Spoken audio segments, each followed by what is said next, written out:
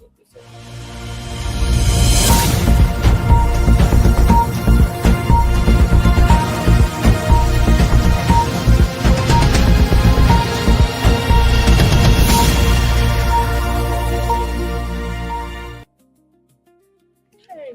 what's good, people? We are back. Finally at home for a day, a few days. Hola. Then I'm back on the road. I'll be back on the road. So with that being said, I'll talk about my endeavors shortly. Let's talk about the important people. Starting, of course, with Steph and Lynn. How have you all been? Great. Yeah.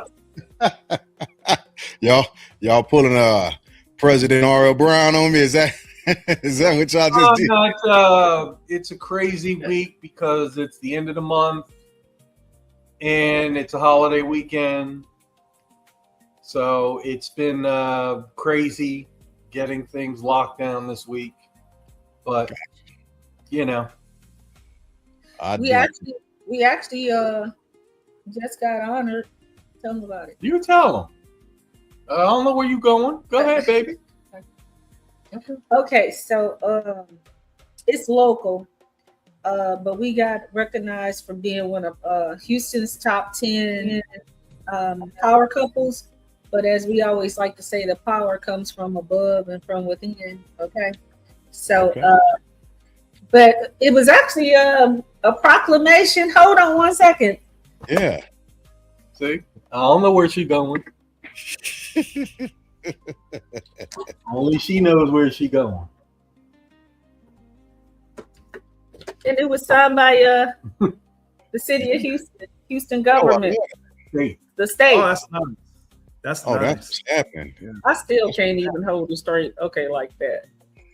They spelled our name creative way. Never seen it spelled like that. M-Y.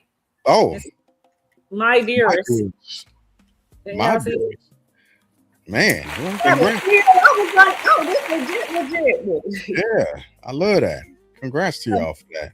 Thank you. We were excited, and yeah, it was Roaring 20s and casino night, and they were just asking us, about. I won $12,000 with my in casino charity casino chips. And we ran out of time, so we didn't get to cash in our chips. But okay, all right. We didn't get our prize. And then this other couple that became fond of us, they gave us all of their chips not chips, but tickets because they had to go. But again, we didn't get a chance to cash them in, so I'm like, no. But it was really nice, and we got a chance to just talk to the people, and they asked about our story and everything, and they asked everybody their secrets, and yeah, it was a great night, and we learned a lot, and we met some great people, and again, we were one of 10 couples, so it was nice to see other couples in the room, and they were telling us how important it was for us to encourage marriage and, keep doing what we're doing so that we can keep the family alive. For sure. Who knew that was such a huge, it's a calling. It ain't just like, ooh, so fight for the family. I love that. That makes it so. Yeah. Now, Les, do you think I would have said all that? No, not the same way. Absolutely not. That's why I told her to say. She wanted me to say. Yeah, it would have sounded different. Like we was outside Saturday night. Had some drinks. I'll send you a picture of our outfit. Okay, yeah. I'd like to see it. So that's a good week. I'm Wig. Let's see how you've been here lately. Yeah, Wig, where's your picture? Reactions, including skill reactions. You don't want to see that picture. I'm high, so you don't see that picture. Oh, there you go. And I done went and got me some of the flavor Hennessy. Yeah. Oh. Look, all I gotta say is it can't be worse than what we saw last week, but okay. No, but I'm doing good, man. I just hey, we blessed. That's all I can say. We blessed, and we have to we have to count each day because, just say you blessed. As my grandma say, thank God for your problems because you can't handle nobody else's problems. So Yeah, no. that's the truth. So So- that's what I say. I But can I'm dig. good though, brother. Good. And we'll get to Mr. President in a second because we know where he going with his, right? So I for the last few weeks I've been on the road doing what I do, and my sister is here with me. My sister and my niece, sister coming from Japan, Mm. and yeah, so she'll be here for the next week. Then she's gonna go visit some family, but just enjoying them and digging in. So yeah, Is she gonna be on the podcast so we can meet her? I can call her. I can call her down here. Tell her to come on. She was cooking, so she was making a salad. So I don't want to disturb her right now. Let me see. I'll send her a message after a while to have her hop on. But y'all will be seeing a lot of her soon as she starts her segments also, because we're gonna get her stuff squared up so she can start doing the psychology stuff. All right. What's her name? So her first name is Jadawan, Jatauan. Just call her J. Yep. That Yep. sounds like some Star Wars, like Taiwan. That's cute. Yep. Actual African name. At least that's how the story's told. So I have no other choice but to believe it. The person who named her that. She can't tell us anything otherwise anymore. Right. So, my mom gave her the name, and I'm riding out with the story she gave me. So, but yeah, so we're definitely gonna get her stuff started real soon because I'm excited for her to bring her dynamics to the network as well. So yeah. I was trying to wait for Mr. Brooks to hop on, and I'm sure he'll be getting on when we've passed the topic he wanted to actually talk about. Man, my What topic was that? delayed. The FIFA. Oh, He recommended covering FIFA. I see Mr. President with that line. And what's up? Killing it, sharp. Our barber, we be going over and over about his. He shop. You shop. You shop. I see that line. I have to stay on my barber because he do what he want to do sometimes. Your barber knows what's best. Your barber knows what's best. No, you don't. I tell him how to get it right. No, you don't. That was Man. a compliment. Huh? I said that was a compliment. You all. Oh, okay. Yeah, and I used to take lining and all that for granted growing up in Missouri. When I moved out west, They don't know. I have to, I'm not going to criticize black folks out west. I stopped doing that. Everybody has their own way of displaying their blackness. But when I say black folks, I'm probably referring to black folks of the South and not of the East or the West. Up north, I can refer to them. Yeah, St. Louis is known for hair too. I didn't know that. Yeah, not just barbecue and Chinese food and all that, but yeah, hair and barbers too. Like they say, we got the coldest barbers.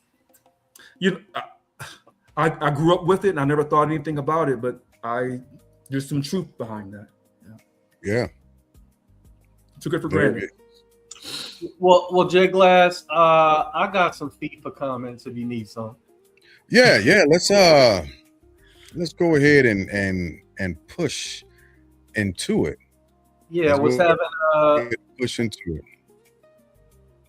A conversation earlier today, and my belief is that a lot of people who have visited this country for the first time are going to overstay their welcome. Their Have You tasted the ribs here. And we gonna have more illegals Stop. in our country. We're gonna have more. Because that, like I've always said, that's the way most people become illegal. Yes. They initially have permission, and then they overstay. Student visa, travel visa, work visa, visa, whatever. Barbecue. And You know what's funny about that? What's funny about that? Because I know that's your belief. After I lived in Arizona 8 years, I have a different belief from what I was shown. But but you in Texas, so. Oh no, I'm not just talking about Texas. Think about all the students. Right. Like think about the Ivy students. My uncle used to have 12 properties around the University of Pennsylvania, and they paid an arm and a leg and an extra foot. Yeah. When they for a Chinese family, for a Chinese student to stay in his property, they paid an arm, a leg, and an extra foot. And so I understand the overrun or whatever's going on in Arizona, but just think about all the universities, just the students, right, and then the work, and then the travel. That's how most people end up illegal in this country. It's not jumping over that fence or wall or tunneling under that Arizona desert. So my experience in Arizona was way different than yours. And I know what I saw with my eyes. And I also know what happened when the INS would come through. So, which is, so when we talk about things publicly, and I never know who's watching me to see if I'm going to stay consistent, or who's watching me to see if they can catch me in something and then run and tell somebody. I don't know. So what I say publicly, I stand behind after doing research and my own personal experience. When you talk to people outside of a podcast, you ask them, do you really know about these situations? Can you go off record and have an off record conversation about certain things? Yeah, I can do that too. And so my experience with quote illegal immigration is a lot different, but everyone has their own personal experience. And so when we talk about this birthright citizenship, see, this is going to come up.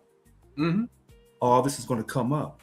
So I don't want this time. I'm not going to be emotional. And I don't want to get people confused about those who overstayed, who came over here legally, versus those who evaded going through the proper channels, whether they dug a tunnel or whatever, however they came over here illegally.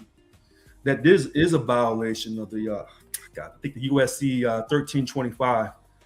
That is a violation, excluding those who come over not through the ports, who evaded the customs, but they were seeking political asylum. Now they have a period of time to get their status. So sometimes when we've argued in the past, I wasn't clear and detailed, but I said tonight I will be, because this is. I'm sorry. Go ahead. I'm sorry. I was about to say we'll definitely get there, because that topic is going to be brooding. But let me ask the panel a quick couple of FIFA questions, and the first one is: has everyone who's been watching the games? Let me ask that, because I have been negligent. Oh man. Yeah, I watch them every day. Yeah. It's something else. I got a question for y'all. Do they do anything to the people that foul the other people? They just let them play. I be like, he pushed him in the back with both hands and kicked him, and he's still playing. What's up with that? I don't know the rules well enough. I don't understand how, if the game's supposed to be 90 minutes and then you do something wrong, then they add 2 or 3 minutes. You don't understand extra time? Yeah, that's stoppage time. What? Nobody understands extra time. I think they just shake some dice at the end of the game. I don't. Here's your extra time. I can't. I've asked soccer and football junkies experts. They be to like, explain extra time to me, and they're like, time. "It's just extra time." It's extra time. And then they be like, "Okay, the game's over," and you're like, So I'm going to admit that I had a conversation with some people years ago when I lived in San Jose, and I came across as the angry black guy. I'll admit that. because I made some comments about our U.S. soccer team. You're not going to start doing well until you put some of us, get us out of football and basketball, and put us out on that field and give us some encouragement and bring the money. Hey, But that was me being racially insensitive to other people, so I apologize for that. But we are represented on every team. Well, if you notice, and I was in a team. Every team got a black dude on it. Almost every team. Back in 2000, almost every team. Which one did? Maybe Bosnia don't have a brother on it. Oh no, Argentina, Norway. We've Sweden. been watching it. Yeah, everybody got a little Korea. Damn. Korea had a black goalkeeper. Yeah, I think in 2010 it wasn't quite like that. And I was at a household at a household. I was trying to talk to a lady. Oh God, I think she was Guatemalan. So everybody was speaking Spanish in the house, but me. So you was trying to talk to her or have a conversation? Both. Ah! Yeah. So I don't mind. So they were like, no, it's not about it's not about a lack of African Americans on the soccer team. America doesn't produce the type of soccer needed to win World Cups. And I kept saying to myself, just because you have those African teams and they're not winning World Cups, I'm sorry. When you have African Americans playing football and basketball, making that money, if there was that type of excitement and money and prestige in soccer, you would have more African Americans, not just the few that still continue to go into baseball in America. You would have more going into soccer.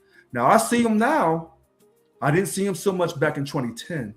But like I said, I was wrong. I was probably the angry black man in the house saying, put more black boys out there and let's see what we get. He was like, and plus that World Cup was unwatchable because they had those damn buzzing noisemakers the whole tournament. You remember that? In South Africa? Sound like a hornet's nest. I had some Coronas in me. And I was looking around, saying stuff, and they looking at me, and then the girl looking at me like, okay, let this go. I'm like, okay, we let this go. But you know what? Listen, I'm going to be like this. I don't believe you were angry. I think you were just speaking up for your peeps because you know how it is. Because they were really rallying behind the teams, for all the teams actually. And what I said is America won't produce a soccer team where you're running, you need sprint, you need endurance, you need coordination to play soccer. I said, well, wait a minute. I know black folks can run.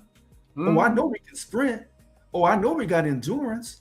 If we can do a crossover in basketball, we can hit a ball with a bat, and we can golf.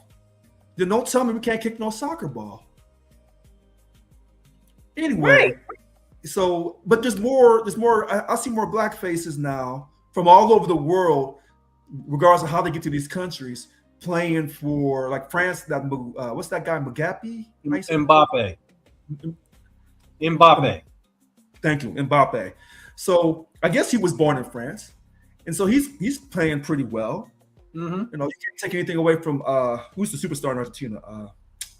Messi. Yeah. And Mbappe is right on his heels. Yep. Couple goals away. Now, I still go back to Pele, but sometimes I feel like Pele, because he came on so early, and so far back, and he was so great that sometimes he's still the GOAT. He's still the GOAT. Will always be. From Brazil, and Brazil is known to create World Cup. But they have the most World Cups, them, and then Argentina. Yeah, they got 5. They got okay. Right, you got this down. Go ahead. Yeah. So only 8 countries have ever won it. Believe it or not. Yeah. And Brazil is one of them, and they've won it 5 times. That's crazy. Yeah. That's crazy. All we need is one, and we will never stop talking. Ever. We'll be like at the Olympics again with cowbells. Right. USA. Hey. So it'd be greater than the hockey team back in the 1980 when we won the hockey. It'd be greater than that. Yeah. On the global scale, yes. You wouldn't be able to tell us anything. Not that you can tell us anything now. So, but yeah, France and Argentina, them bad boys. So yeah, I don't know if you've seen those videos though of people that are discovering America and losing their mind. discovering Walmart, discovering air conditioning, discovering ribs. Air conditioning, ice. Wait a minute. So when they were told to stay away from black folks, but you still come over here and end up being around black folks. Okay, I'm confused. I don't know. I don't know. And they admit all the negative stuff that's out there about America. Yeah.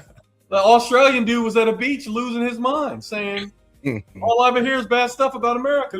He was ready to risk it all to stay. I could see it in his eyes. He said, "I ain't going that." Well, not to get too political too quick, but remember now, if some people say they want to stay, they'll be allowed to stay. Yeah, Aussies can stay. ICE ain't kicking down their door. And the Irish can stay because they drunk the beer out the pub. Well, and I'm biased. Look, I'm Scottish. I'm biased towards the Irish. I ain't gonna lie. I'm biased towards that country, not because I think that they are perfect people, but which country? Ireland. When England invaded Ireland and they took part of that Ireland and called it now Northern Ireland, I don't respect that at all. I'm for Ireland. I'm from Dublin. If it ain't Dublin, then don't talk to me about it. I'm not for Northern Ireland. So you enjoyed Patriot games? The movie Harrison Ford. I'm trying to remember. I can't remember what it was about. IRA. Hold on, I remember that part. So if you're saying, do I support the IRA? No. I said, did you enjoy the movie? That's it. I'm keeping it. Okay. I'm keeping it entertaining. I would probably say I do support the IRA, but then you talk about. I may end up asking later. Do y'all support the polygamists? I'm kidding. I'm starting to watch that, but that's a whole other. We do that. Maya and I started looking at that, and what show was that on? What station was that on? It was. What she say, Jay Glass? We had to stop watching it for a second because one of her kids was there, and where's we were just getting into it. Where's this at? Netflix. Yeah, it's on Netflix. Okay. So, what have you all seen or witnessed when it comes to the games? Have the games been fair? Have they been horribly biased? Can you tell who's going to win as they are approaching and getting ready to start the game, or are you able to call it sometime during the game? Or because I've heard a couple of things about a couple of different teams that hasn't been a good look, but I haven't watched the whole. Well, there've been a couple of upsets. Germany losing. Who else lost? The Netherlands. So some European teams have gone down to some African teams. Yeah. Like Morocco, did their thing. Yeah. Now Morocco is a dark horse to me because they won the whole. There was a what do you call it? A tournament for the continent of Africa. Yep. Morocco won that. Mm-hmm. Yep. So they are the top African nation. African nation. In the World Cup.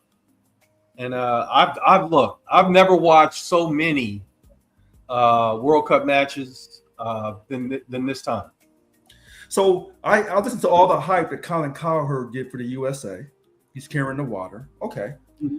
And then they went right out and lost in the last minute to Turkey. I'm sorry, Turkey. Turkey. Yeah, it's delayed, Jay Glass. It's delayed. Oh, so wait, they're supposed to be playing tonight, right? They're playing right now. Okay, so they're up 1-0 over Bosnia. They're up 1-0. Okay, second half. So that's good. So my thing is, don't overhype this team. Give them support, but don't overhype them. And let's see how far they can go. Oh no, that's what I was saying, because their first two matches, both times they got the other team kicked the ball in their own net. Oh. Twice. Oh. And you can't count those. I wouldn't count those if I'm the coach. Like, you didn't kick it in the net. The other team accidentally kicked it in their net. Right. Whatever big head you got from those two victories, shrink it a little bit. Because it happened twice. My problem is when they're playing soccer, and you get knocked down and you have to hop up all emotional, yes, somebody's going to knock you on your ass. No, you don't hop up, Richard. You ride on the lay ground. down. Yeah, you like, you know how cops say, I fear for my life. This yeah, that'd be I hear you. like, I hear you. I'm dying. This is the end of my life. And then 2 seconds later, they playing. They're up. You'd be like, I thought you was dead. There was a dude I thought that he was going to go to the morgue, and when he didn't get no card, he just popped right back up, and he was out there, doing his thing. But all of them should get an Oscar for the performances. Exactly. They are the biggest performers in sports I have ever seen. You want to talk about flopping? I was just about to say Yeah. Flop City. What's his name? Fisher, Derek Fisher. Yeah. Yeah, Derek Fisher was the king of that, in my opinion. Well, they call LeBron the flop. And so, but like this right here, Derek Fisher could touch It's almost showing you a clear double standard when flops in football, you hit me too hard, or in basketball, you hit me too hard. We call that flopping, but when the soccer players do it because it's an international sport, then it's okay. It's acceptable. No, it's not okay. We're all looking at it like, dude, get up.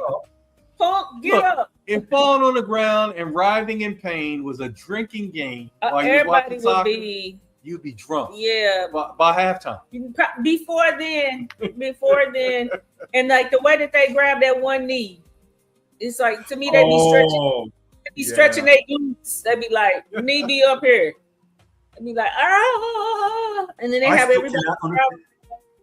I still can't understand. They cut it off at half, 45 minutes. Okay, I can understand that. So we got 45 minutes to go. But when they start doing these yellow and red flags and adding time, and then they're talking, I'm like, what is? Don't forget hydration breaks. I like the hydration breaks because it's hotter than fish grease. It's just hot, and look at him. That ain't us. That's Bosnia. That's Bosnia. He's pounding the ground. He's pounding the ground like he in labor. He in labor. Straight hurting. That's the thing that gets me. Their antics are absolutely ridiculous to me. But that's the game. That is the game. That's the game. But if you watch that show from years ago where they were talking about all the corruption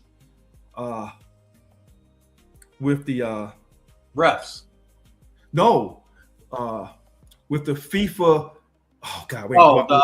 Exactly. Do I have this confused with the IOC? Do I have it confused? No. FIFA was corrupt. They was taking money, taking payments. Well, the World Cup was in Qatar a couple years ago, right? Qatar. Qatar. So Qatar. It's either or. It's not like. So I think James Glass wants us to call him Qatar. It is Qatar. Yeah. That's what they say. Qatar, but they not me. They prefer. When they had that Amazon Prime about all the corruption in the documentary. Oh, he's so fake. When you saw that, I said, if you can't, is soccer that serious that you're going to have this much corruption over which country?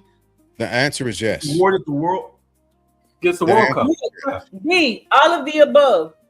Okay. Multi-billions of dollars going. How much money?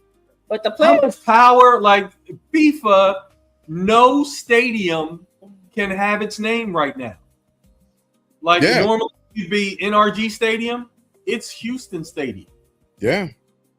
SoFi Stadium out in LA is Los Angeles Stadium or maybe Inglewood Stadium, but it's not SoFi Stadium because they don't want to get that name recognition. Nope. It's all FIFA owns this whole thing. Yeah. Tickets, schedules. Now, naming rights, all that stuff. So this is what upsets me about this, not about that. So in the NFL, the owner said we can't afford to put natural grass in. Okay, but anytime the World Cup comes to your stadium, you will have natural grass. You will not be playing on turf. So that came up for a hot moment, and then they quickly, brushed it aside. And that goes to show you the power that when the World Cup says you're gonna have grass, we ain't playing on no turf. We don't care what you got to do. If you think we're coming to your house to play, you will put in grass. So money is never the issue with the World Cup. So I found that very interesting when someone brought that up and some of the athletes were talking about that. Okay. So, but Richard, because I'll tell you, I've been to your stadium and they roll the grass out. Which The one? building. Oh, and St. where the Louis? Cardinals. Oh, wait, in Arizona? Yeah, where the Cardinals play. That that's natural grass, and they roll that. They got a whole mechanism. Like one of the end zones totally opens up, and they just roll that whole grass out there. No. Doesn't Jerry have grass in his stadium in Dallas? He does not. He does not. Okay. That was It's in there right now, and right now it's 95%. There is a 5% artificial turf. That's why it's not kicking up like a bad golfer on a golf course. And guess what? A little slice of heaven is under there because them players be bouncing. They be like shoot, shoot, shoot, and it's just so cushiony. It's ridiculous. You can see the cushion from anywhere in the stadium, and it just feels like everybody's on a cloud. Them boys can't be out there getting bad knees, playing on concrete. I'm like, how can we get some of that in here? Because dang, it's beautiful. But the Texans have flirted with real grass. So I didn't know that It's hard the to stadium, even 10 games for a 10-game season. It's hard. well, you're saying the Arizona Cardinals at that stadium in Glendale, they can roll out the natural grass. Now, when they first started doing all these big stadiums, that was one of the big things. Would you do turf or would you do natural grass to protect the athlete? And they always said that doing that natural grass was too costly. So I'm surprised that the Bidwells went on, I bet they didn't pay for it, went on to pay for that natural grass. And I'm stopped there. So, Wig, you had a couple of things you were talking to me about earlier about what's going on in FIFA. Weigh in on that, man. No, I don't know. I look at what's going on in the world today about how they talk about immigrants this and immigrants that. I'm looking at black players on countries that I know are racist. Yup, throwing bananas during the game. Yeah, Exactly. That's for years. Sweden and all these places. I know they don't like us over there, but it's like they can't win without us. And then I'm looking at some of the African nations, some of the African countries just getting railroaded. They completely railroaded Haiti.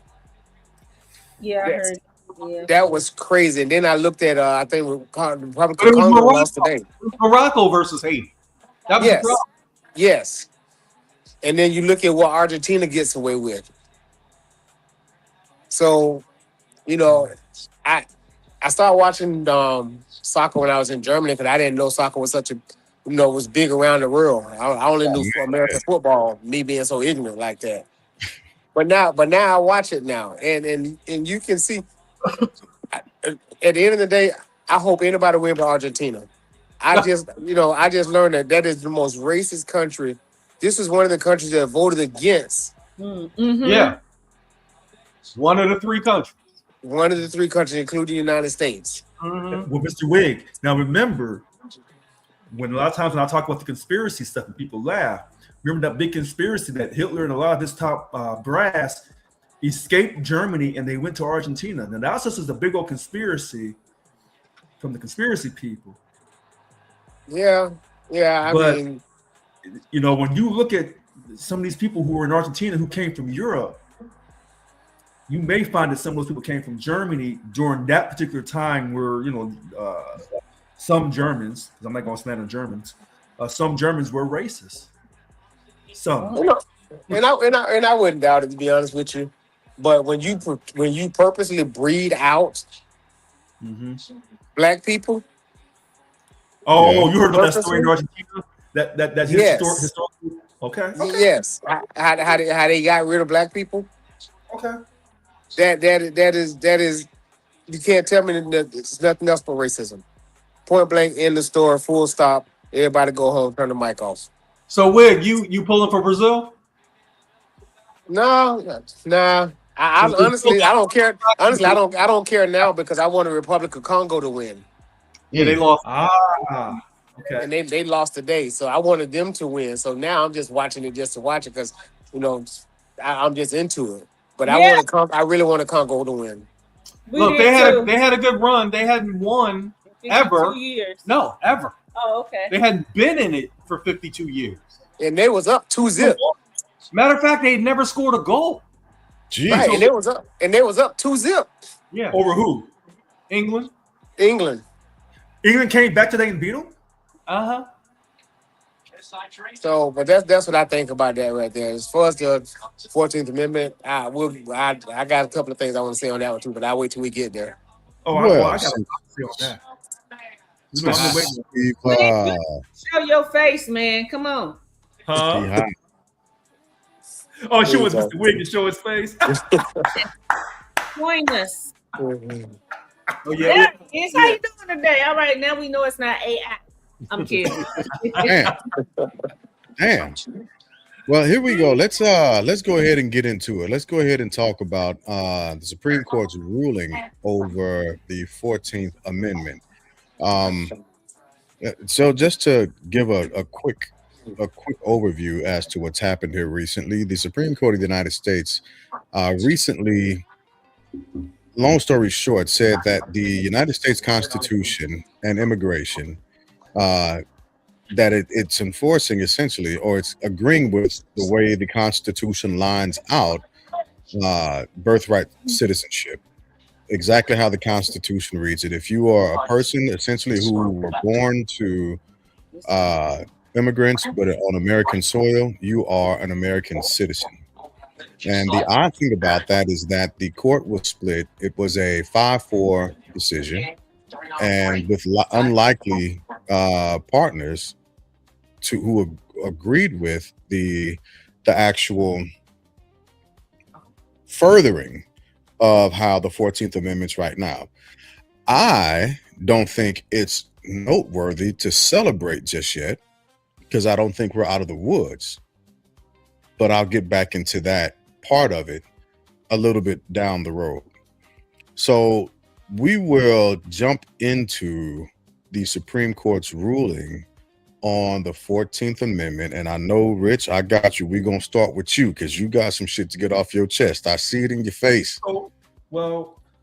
So I can go back and forth on this. First thing is, the court, like you said, 5-4. But the 14th Amendment was written for Black folks, period. That 14th Amendment was written to repudiate the Dred Scott case. And that 14th Amendment gave Black folks, whether they were coming out of slavery or if they were already free, it gave them national citizenship, period. That cannot be disputed. Now, what's being disputed is over the view of if a person's here in the country illegally and they have a child, if two parents come here and have a child, do they still get that birthright citizenship, falling back to that ARC case? Oh God, the name's on my tongue. ARC, from back in 1898. And so that's the legal precedent for the citizenship. I sent that text to y'all right away about Justice Thomas. I've yet to see Justice Clarence Thomas ever say anything on behalf of Black folks in all his years on the bench. But this time he did, in a way, in a sense. When he said, quote, "The court takes the extraordinary step of holding facially unconstitutionally the president's order excluding from citizenship the children of foreign temporary visitors and illegal aliens." Then he goes on to say, in doing so, the court adds to the sad history of the 14th Amendment, which was designed and understood to secure rights for free Blacks, but instead then repurposed for political projects that the Reconstruction Congress did not support. We all know that the 13th to the 15th Amendments were meant for us coming out of slavery, and along with free Black folks who are already free in some states.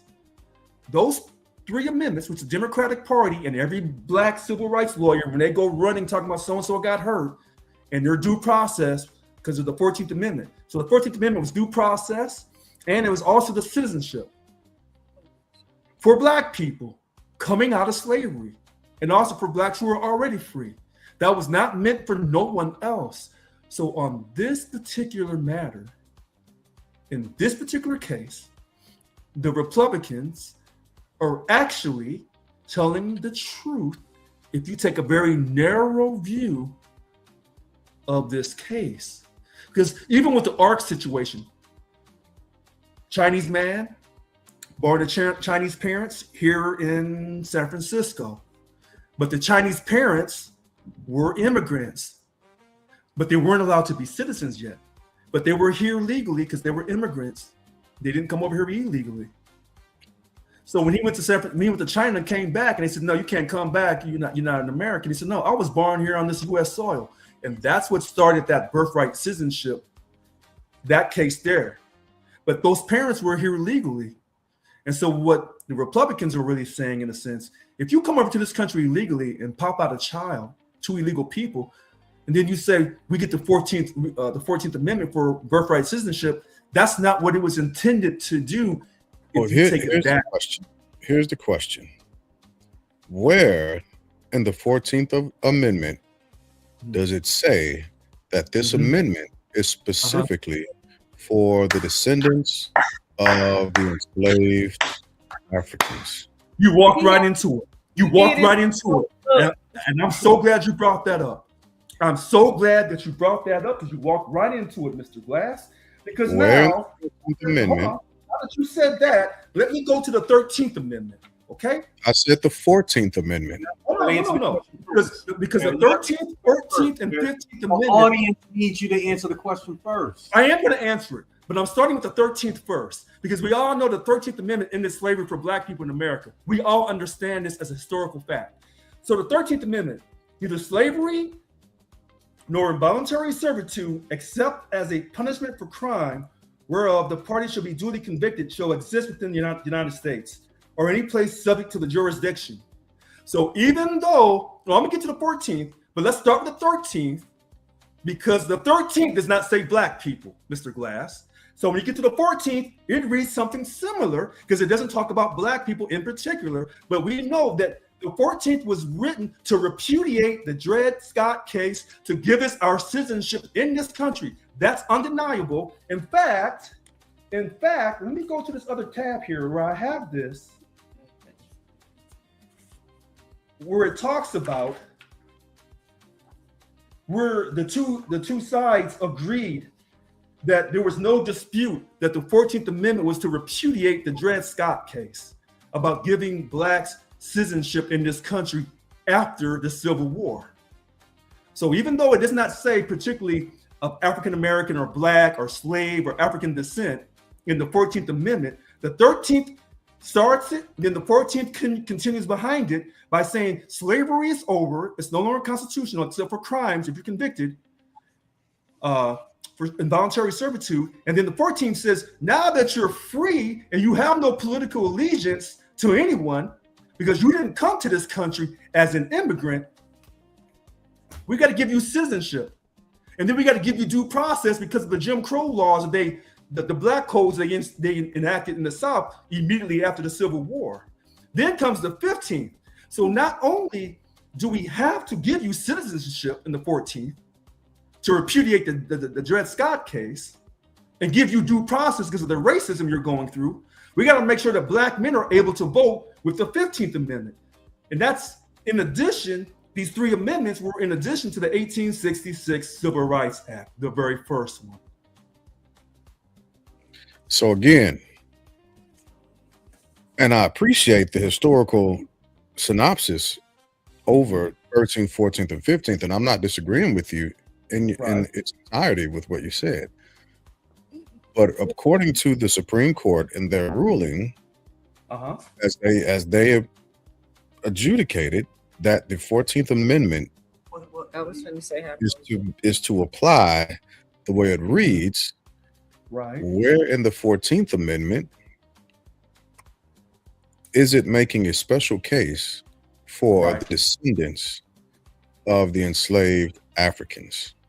Because we already know that it's understood on the 13th and 14th and 15th Amendment that those were amendments for Black people. That's clearly understood. And that's why it says here, quote, the majority and the dissent agreed that the 14th Amendment was enacted to reverse Dred Scott and secure citizenship for formerly enslaved people and their descendants. And so now the question would become, if that's the case, why weren't the 13th, 14th, and the 15th amendments pushed to the Supreme Court to argue against birthright citizenship?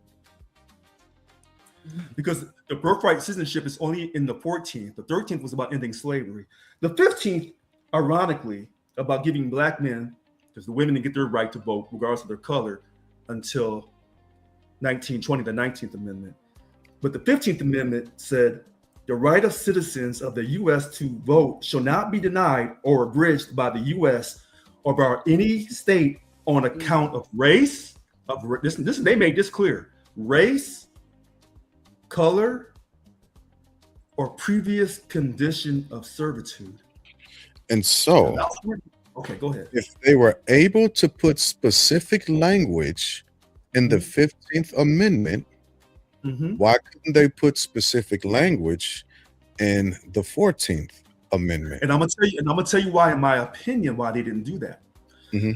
Anytime we've talked about slavery, we've seen white people come on here in the comments and say there's been slavery all across the earth. And you've seen me go off about the special type of slavery that existed in this country. Right.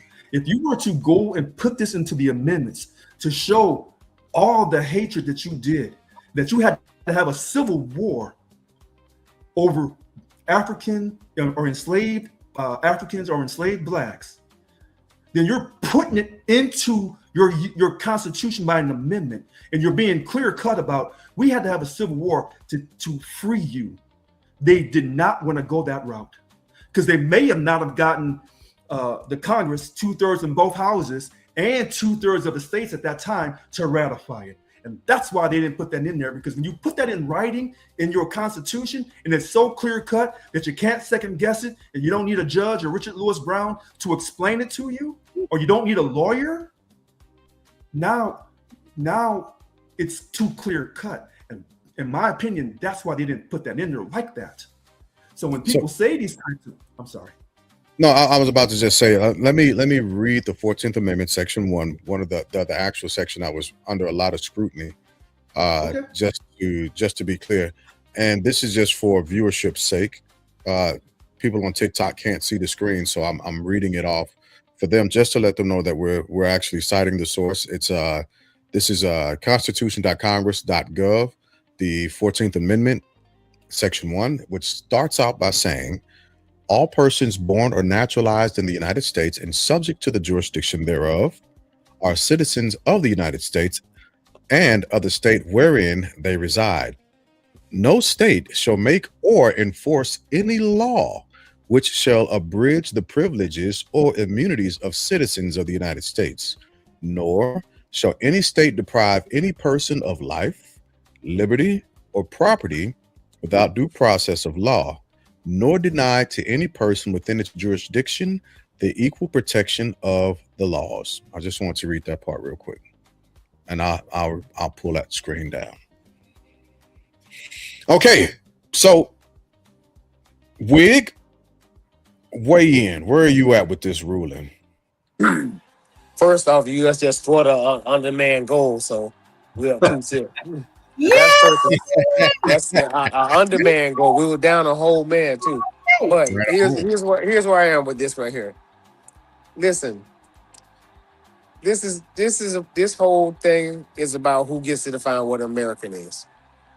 In America, what American supposed to look like. All right, because and when people say, immigration and they're taken away from the country and they're not giving anything to the country, just think about this. What immigrant voted to keep your wages low? Yeah. What immigrant voted to keep your health care high? Yeah. Has anybody ever heard of immigrants having a lobby group up on Congress to vote to lobby anybody? The problem is this: the rich people spend a lot of money to ensure that the people that's poor have somebody to point down there to that's poorer, if that's a word. They have to give you somebody to look down on so that you don't look up and see that those are the people that's actually taken from you. That's how I see that right there.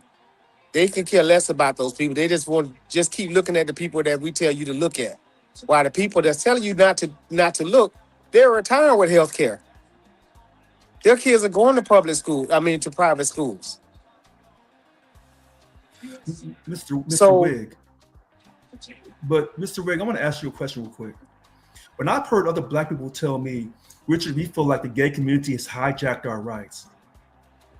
That's how some black folks feel.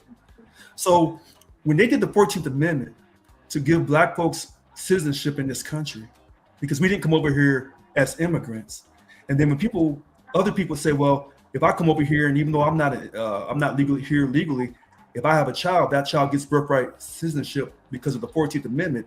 In a sense, that's kind of hijacking what enslaved Africans went through in this country. But here's what I say to that. Hold on, Wig. Let me. I got to go back a little bit because I've not heard many people say LGBTQIA have hijacked our rights. I've heard them say they've hijacked our movements, the Civil Rights Act. Okay. But I haven't heard many black people say that they've hijacked our rights. Now I could be wrong. I ain't heard all of them say, Right. That's fine. Yeah, that's fine. And plus, we know the truth, so it's like okay. Exactly. But who's benefited most off of our backs? At the end of the day, in my opinion, white women. Wait a minute. So you beat me to my next point. You beat me to it, Mr. Wig. I was going to say some black folks, including Mr. Glass, has said with all the affirmative action and DEI hires that white women have benefited more than black folks. And Mr. Glass has said this repeatedly for the last year and a half.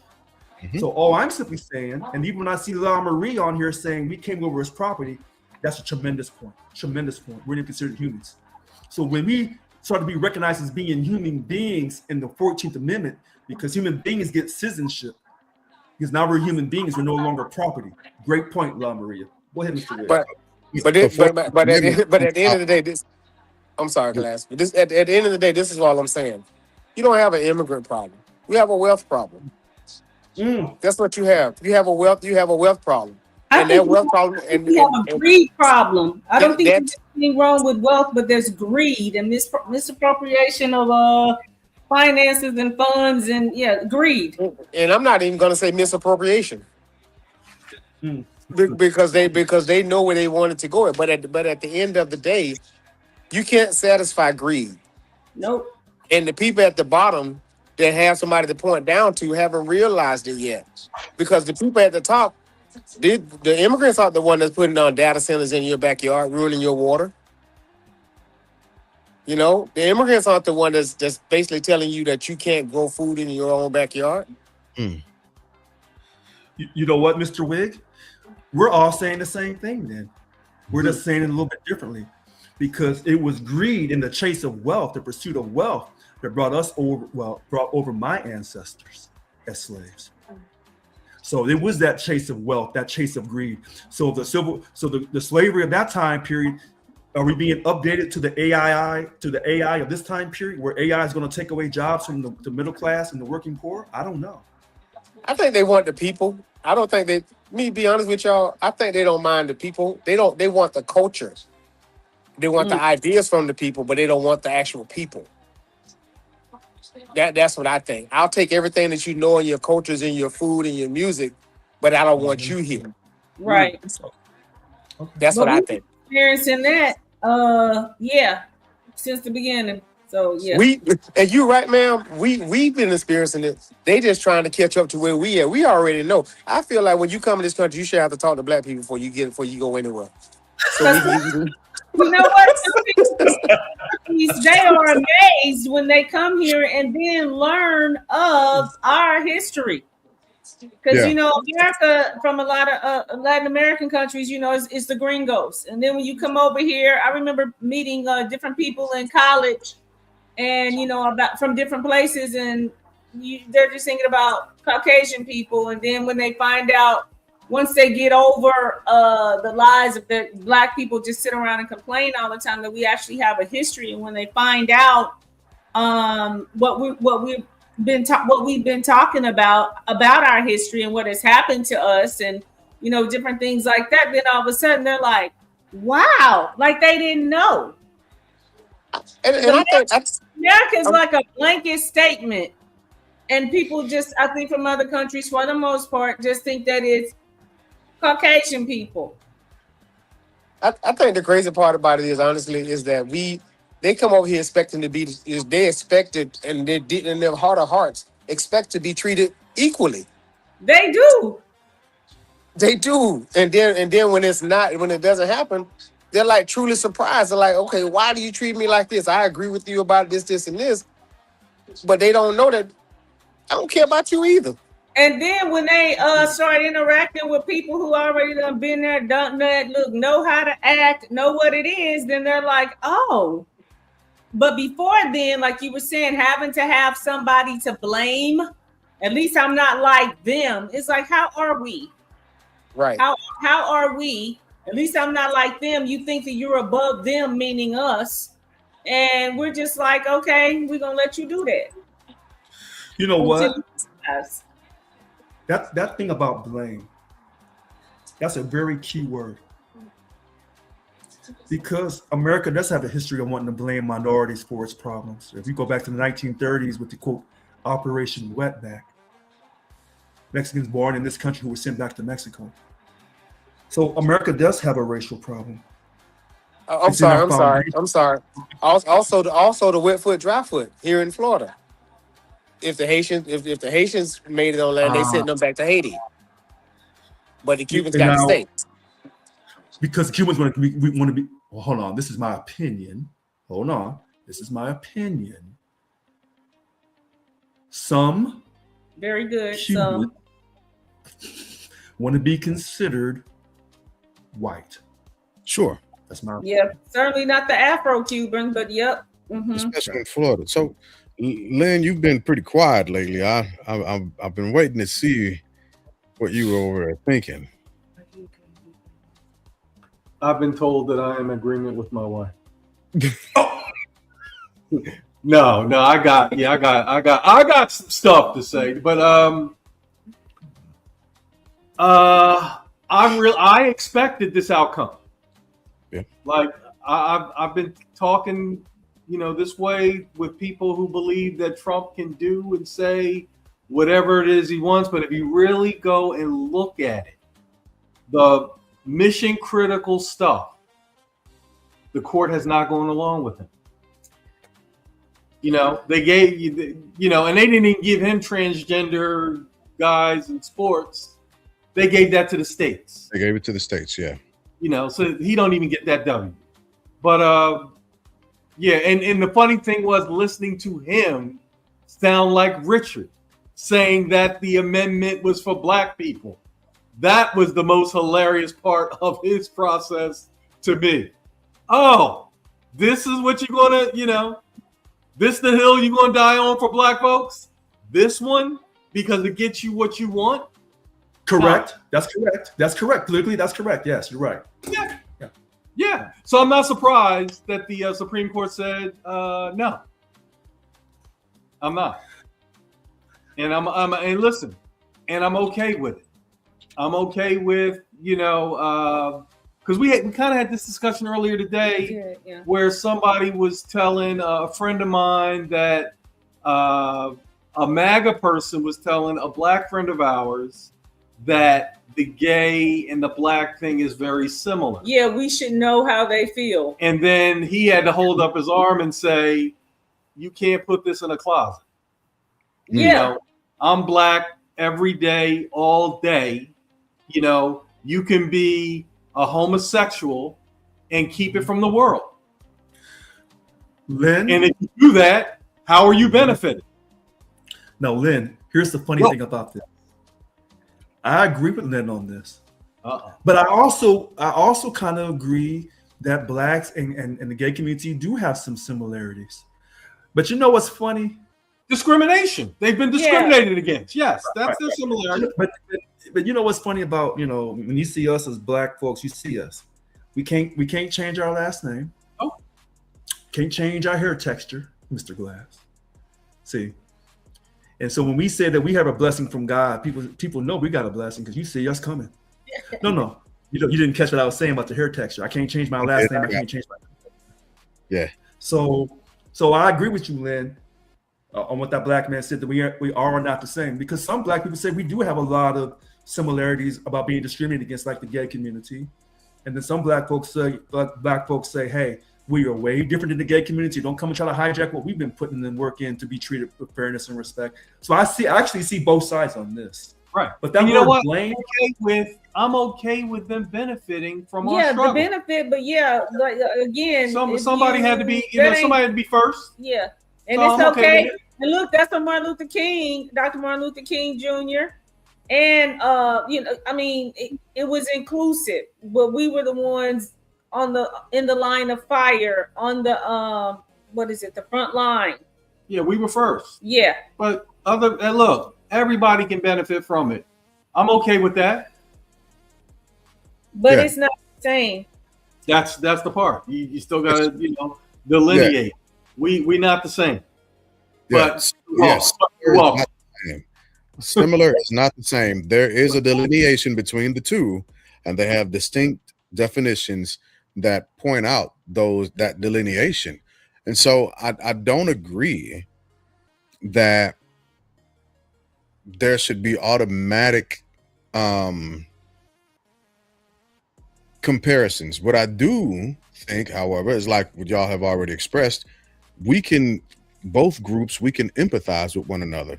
Pain is pain regardless of how it's dealt out and who's feeling it at the end of the day. And that's the human part of it. We can feel somebody. We've experienced pain, and so we understand the physical, emotional, spiritual process that goes along with that experience of having pain, right? And they've experienced a different type of pain, but at the end of the day, it's still pain.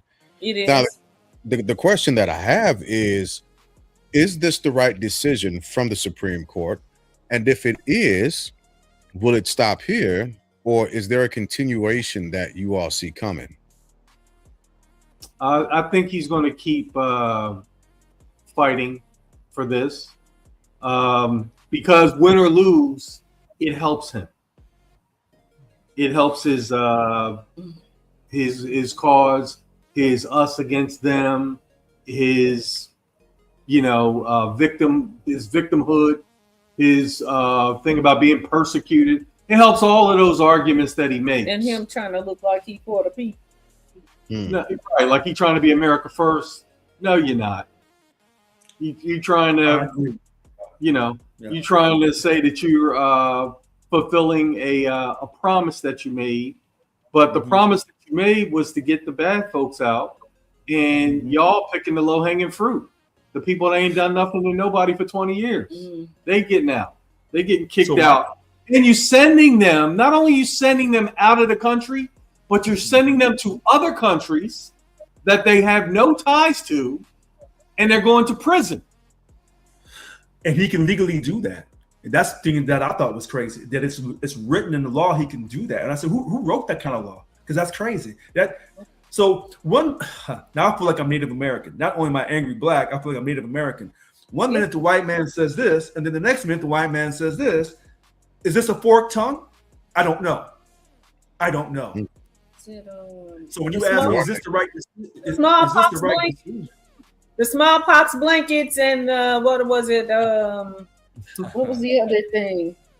It's all the way in it's that history's in our museum now of natural what is it? The Arch of Natural Resources. What is it? What's the name of our museum at the Arch? Oh, I don't remember. I don't know. Oh, you talking about St. Louis? St. Louis. Oh yeah. I don't know about that. Yeah, I don't know. Oh yeah. Okay, it's been revamped big time, and all kinds of truths are in there now. Where you going in there like, dang, I need to go in here. Put that in St. Louis? They told the truth. They did. Yeah. The museum underneath the arch. The art. Westward Expansion, the Museum of Westward Expansion, they have totally gutted and revamped it, and now it is just truth bombs. It ain't nothing cute in there. It's just like, hey, yeah, this is what happened. Listen, when they gave the federal holiday for Juneteenth passed in Missouri, but it couldn't get passed in California, I just couldn't. I said, don't make the same white people that I know from back in Missouri, but I guess I'm wrong. I guess they've evolved Listen, to a degree. Okay, so listen, it's just that it is evolving. We are not there yet. We are not there. I was so happy, like in a gut punch way, to see that they weren't just trying to be friends with the Indians. You know what I'm saying? Like, no, you weren't. So yeah, and they show you on maps where all the Native Americans were staying in America. They just tell the flat out truth, and it is so hard to swallow, even being on our side, to just think about the genocide of all those people, and then it blends into us. So just a little bit, but they start out with the natives. So I'm going to go back to what he said. Do I think this is the right decision? No. You could have overturned precedent because the precedent that they decided in 1898 with the Art case was determined incorrectly. So they could have overturned precedent. But here's the problem. I think Lynn was kind of alluding to this. For national security, if you had to overturn this citizenship, birthright citizenship, you would have had a crisis of an overwhelming standard. That's why when they try to keep Trump off the ballot, I said they can't. And they actually ruled that 9-0 to keep the country unified because we was going to have a crisis. It was going to be a riot. So there are certain decisions they say they're applying the law. No, this is a political decision. But I'll end by saying this. When I talk about conspiracies, people have always laughed at me. So I'm watching on Elizabeth Vargas last night on News Nation about MK Ultra. Now I knew about MK Ultra, the CIA program to give people LSD to see if they can control your mind, so they can control you to go out and kill people. We won. Sorry. Okay, good. So I knew about this back in the 90s, and it's just now making it. It's just now making it to the TV screen about the MK Ultra. This thing about the open borders, once you don't control your border, and the Democratic Socialists want open borders, and they don't want local police. Once you do this, and you have open borders, then you're going to create a global society across all the earth. So you won't need an America or this or that. You'll have an open society. People will be able to freely come and go as they please, and you just need a national ID. Okay? That's one step towards the world government by having an open border. Let's pause there. Let me if you don't mind. The question, because you mentioned a group that I wasn't going to mention tonight, but let's explore it a little bit. How many Democratic Socialists are there in the Democratic Party that hold a seat? Not many. No, are there any at the moment? Do you count? Are you counting Ilmar Oman or no? No. Three. Ilmar Oman. AOC. Okay. AOC. Is she a Democratic Socialist? AOC. Yep, and Bernie Sanders. Bernie. I'm saying this because this is about to become a hot phrase that Republicans are about to begin to use for fear tactics. It's a nothing burger. It's a huge nothing burger. The Democratic Socialist Party is not a thing that's about to wield or yield power. How many?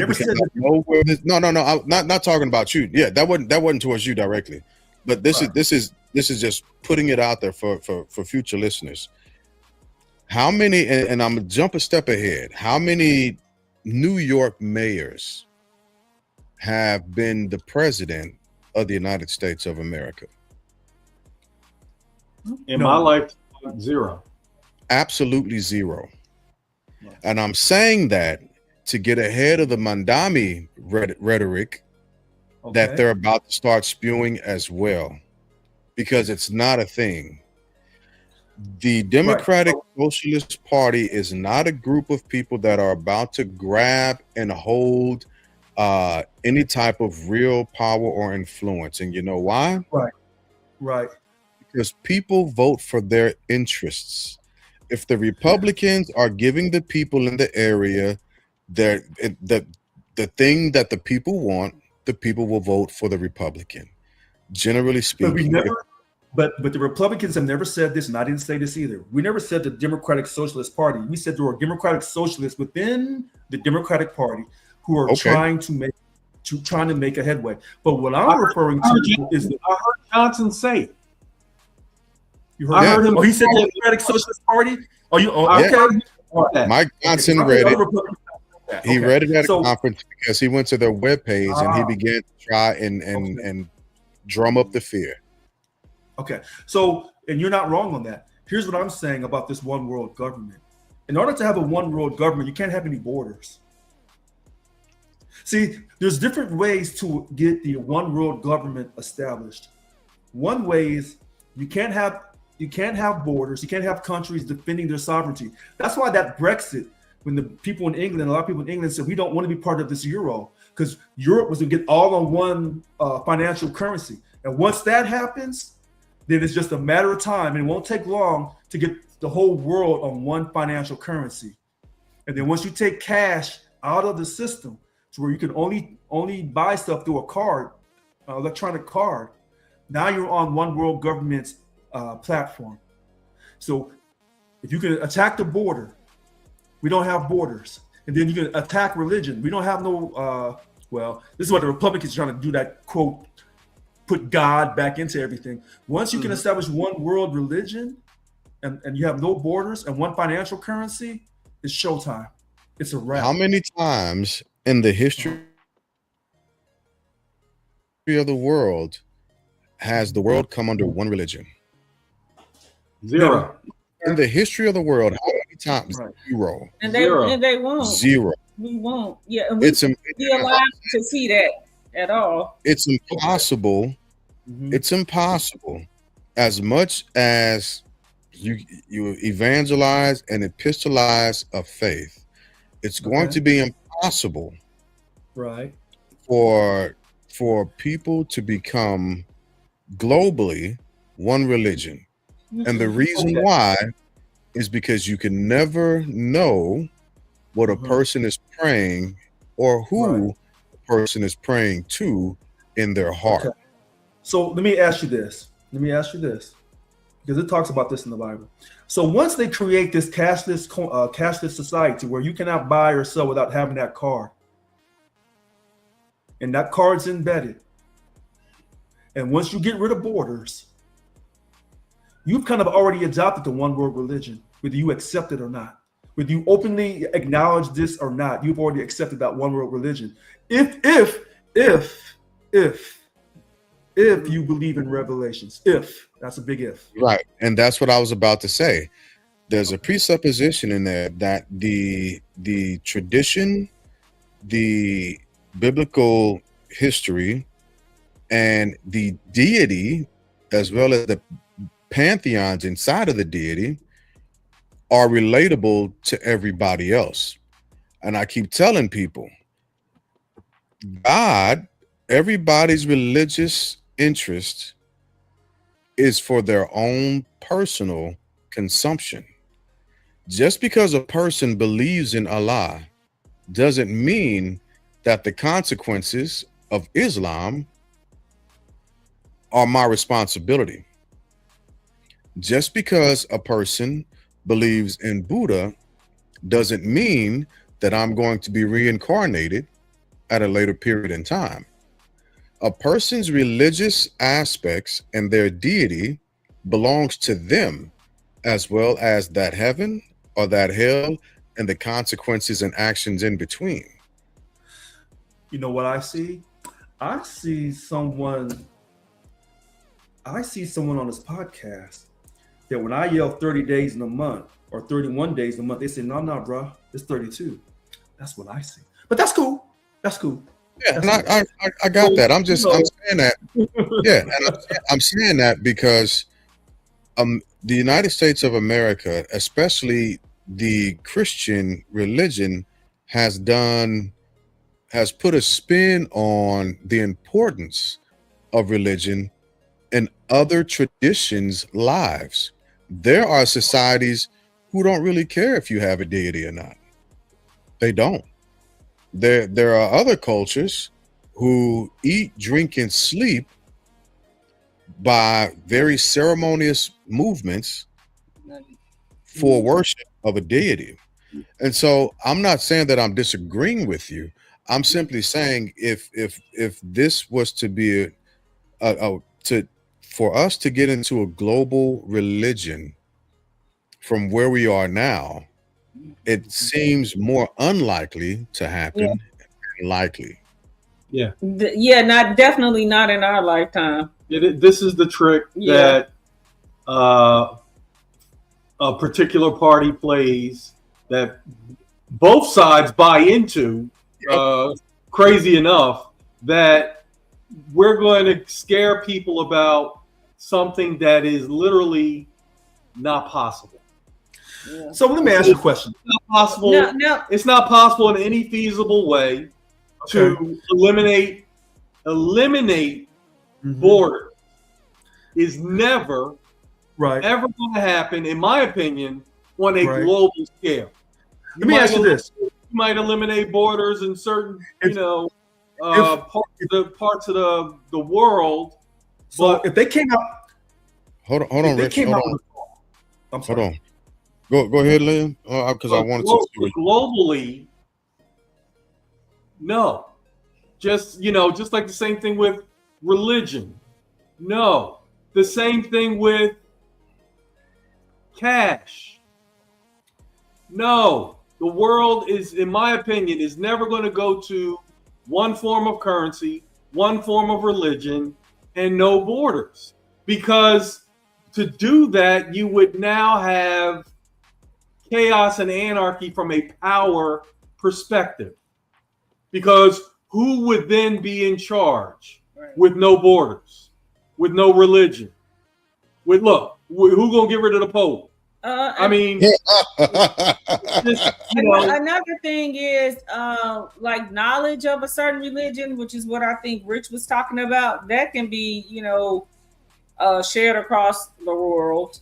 But if like people say, if 4 to 5 people, too many people to rob a bank, I can't see everybody being on one accord. And even if they were, think of Mr. President, the Tower of Babel. Okay. Well, I mean, listen, information can be shared. What I'm saying is information will not be consumed by all.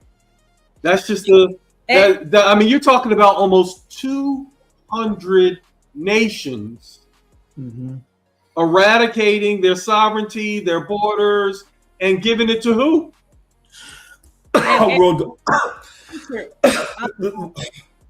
Another thing is, as far as having one religion, with the God that we serve, he doesn't want anybody made to do anything. That's supposed to be your choice and your will. So nobody is going, he doesn't want anybody forced. So check this out. I remember talking to people outside the Black community years ago about how Black people were experimented on, and they laughed at me. They said, "You're crazy." Yeah. And then when the facts actually came out on paper, then they looked kind of silly. Yeah. I remember when people said that there was no such thing as aliens and this and that. And it seems like every day a new discovery is coming out about aliens and about alien aircraft. So when you talk to people, because the argument you're making is very rational, and I can't argue against what you're saying because it's a rational argument. I mean, I can make an argument against it, but I'm not arguing or talking about it in a rational faith. I'm in a spiritual plane talking. So when you go into the spiritual world, now God dictates the rational and the irrational. He dictates everything. Yeah. If you believe in God. If. We go with that if. Mm-hmm. So when you go into the spirit world, from what I can perceive, if someone says, well, Richard, we're going to have long-term peace with Israel and its Middle Eastern neighbors, you will never have long-term peace. They said, well, why do you say that, Richard? You're arguing against hope for humanity. I said, no, I'm talking from spirituality. I'm not going against humanity. I'm talking about spirituality. They said, well, we don't believe like that. We don't believe like that. And I have to respect that. But if you ever think that Israel will have long-term peace with its Middle Eastern neighbors, that was never intended to be, period. So with that being said, some people said the world will come to an end because of Israel. Okay. But all these other things, and when they came out a few years ago on TV, and the guy said, I got a little company and we can put a chip in your forehand, and it can have all your medical information. So you don't never worry about losing your medical records or not having your medical records. If you get sick, someone can just scan it. And we can also put your financial information in that chip. He says, this is incredible technology. He says, I'm worried because I'm a small little company that the big companies are going to come and run me off the cliff and make all this money. Putting a chip in his hand. If you can put a chip in someone's hand, like you can put a chip in a dog so the dog never gets lost, you can chip somebody's forehead really quite that easily. So when people say, oh, well, Richard, that's too much. One minute you're too much conspiracy, Richard. One minute, oh, that's too much religion, Richard. So I'm either too much this, too much that, but I have no political party. I'm just a nobody walking around here, breathing air. And let Bill Gates have his way. He's already said the earth is overpopulated. He would do anything he possibly can to get rid of certain. I know it sounds crazy, but I had read this in one of the crazy books years ago that the powers that be, the elite, believe there's too many people on earth. We got to get rid of some people. And I said, well, I know they're getting rid of me. They ain't been to Texas. Anyway, okay. But I think that's a little bit of a different conversation than saying, I'll say it this way. Do you know who the chosen people of God are? If I asked you, who do you consider to be the chosen people of God? Not talking about skin color, but according to your belief, who would you say, Rich? My belief or through my interpretation of the Bible? Which one? The second one. Through my interpretation of the Bible? Yeah. It has to be the original children of the Garden of Eden. And those people were made from the dust of the ground. And we know that the black gene is a superior gene. So that makes us the original Hebrew. We're the original people of God, and we're also the original Egyptians. So we were either with God or we were doing our own thing, but we are the original people, period. And then we traveled to other places but never got credit for it. And then everybody else comes after us. Do you know what a Japanese person would say if I asked them who they believed the chosen people of God are? No, what would they say? The Japanese people. Well, good. They should feel that way. I'd like to answer that question. Yes, please, by all means. I believe that God's chosen people are the ones that accept him. So that exceeds color and all that kind of stuff. Like you said, no color. It's the people that accept his invitation. And that's all across the in the days of the new. In the days of the new. That's a perfect answer also, because all answers are in the days of the new. In the days of the new. But in the days of the new. All I'm saying is, like, right now, when that question's asked, every answer is acceptable, because to every country, every person, every respective patriot of that country or that religion, they are the chosen people. God. But you know what's funny? But the funny thing about that is, you understand. So it's not. If God created, I'm not saying for people, I believe God created man and woman. If it's already been stated that the black gene from Africa is the master gene, nobody else comes in front of that. So when God created people on earth first, and he made his chosen people from those first people he created, they were black or people of color, because I'm black, y'all black, and we all got these variation skin tones. And if you go to that part of Eastern Africa, you're gonna see some black folks darker than me. Yeah, you ain't dark, Richard. I don't know what you be tripping off of. I mean, yeah, the Sudanese people are darker than me, but the brown-skinned black folks in Ethiopia and Eritrea and all that, they look like y'all. So we have these two. They look lighter than us. That's true too. Look at Morocco's Yeah. soccer team. Yeah, Sure. and look at Egypt. But I'm talking about where life started on that eastern part of Africa, where life started in the Garden of Eden, and then they branched out to all the parts of Africa. And Right. the rest of the world. I get it, and they mentioned Ethiopia as far as the rivers and like different places that the rivers ran through. But to me, it is those who accept him, because once it was all Jews, and then, as you know from reading, then it was extended to non-Jews or Gentiles. So it was anybody right, in the New Testament, right? But originally, it wasn't even Jew. That it was people from different cultures and different backgrounds, which was like a huge thing of dynamite in the church. Like, what? When he was showing, them like kill and eat, with the stuff to eat, and they thought it was just about food, but in actuality, when he was showing them that, he was saying that this is for other people and cultures too. And I wouldn't tell you to eat anything, and don't say anything that I made is not clean. Right. But it goes in the Old Testament. They don't talk about Jews in the Old Testament. It says Hebrew. It says Hebrews. So there were certain black people who were the original Hebrew, and then other black people were not Hebrew. And that's why when Joseph got threw out the family and they threw him away, and he intermingled with those, quote, black folks in Egypt. So that's how black Hebrews was able to intermingle with other black people, because they were all black. But here's something else that people cannot dispute. The word Africa comes from a Roman that renamed the Garden of Eden. I believe it. He renamed it Africa. Research it. Yeah. So, but I think sometimes we get, and listen, we have our own reasons, because like you were saying, we have I guess the carnal part, and then we're talking about spiritual. But I think that sometimes it can be a distraction.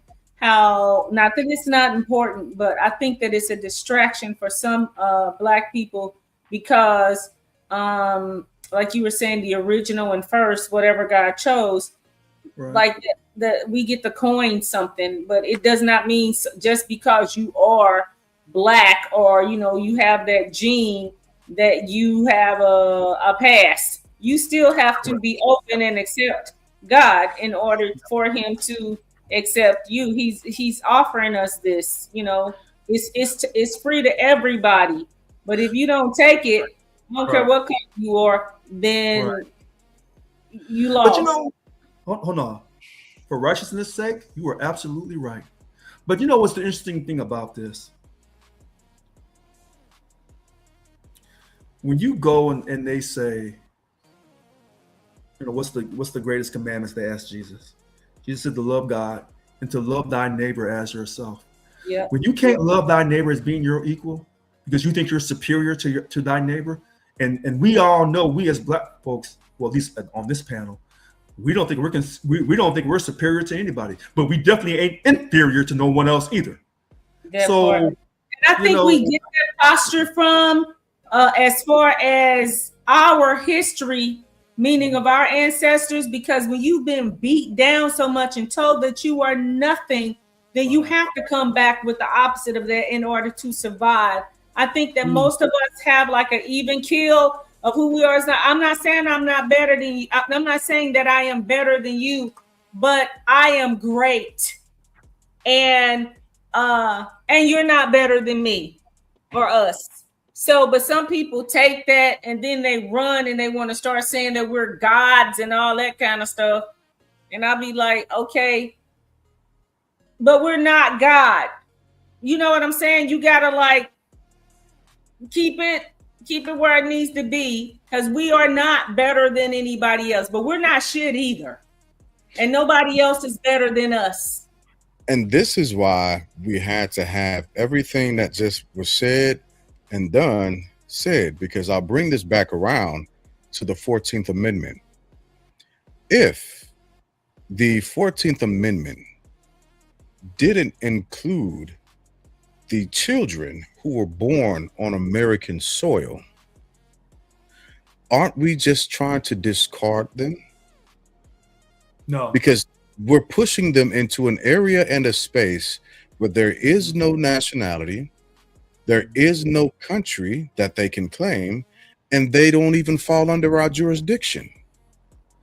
That's why they had the 14th, so that the free black people who obtained freedom through the Civil War, along with the already free black people, that's why it said you're going to get citizenship and you're going to get due process, because you have no political allegiance to nowhere else, and therefore your allegiance is naturally to this country. I'm not. So I haven't been like arguing against your points. All I'm saying is, how do you prosecute a person? Better yet, let me state it like this. No, you said it correctly. Well, I'll come back to that point in a second. A better question is, if a person has never lived in a country, has never established any form of domicile or has any connection or ties to another country, how then can we say? But they've been in the United States. They were born here. Yeah, that sounds like if you deported a black person. Yeah. Where would you send them?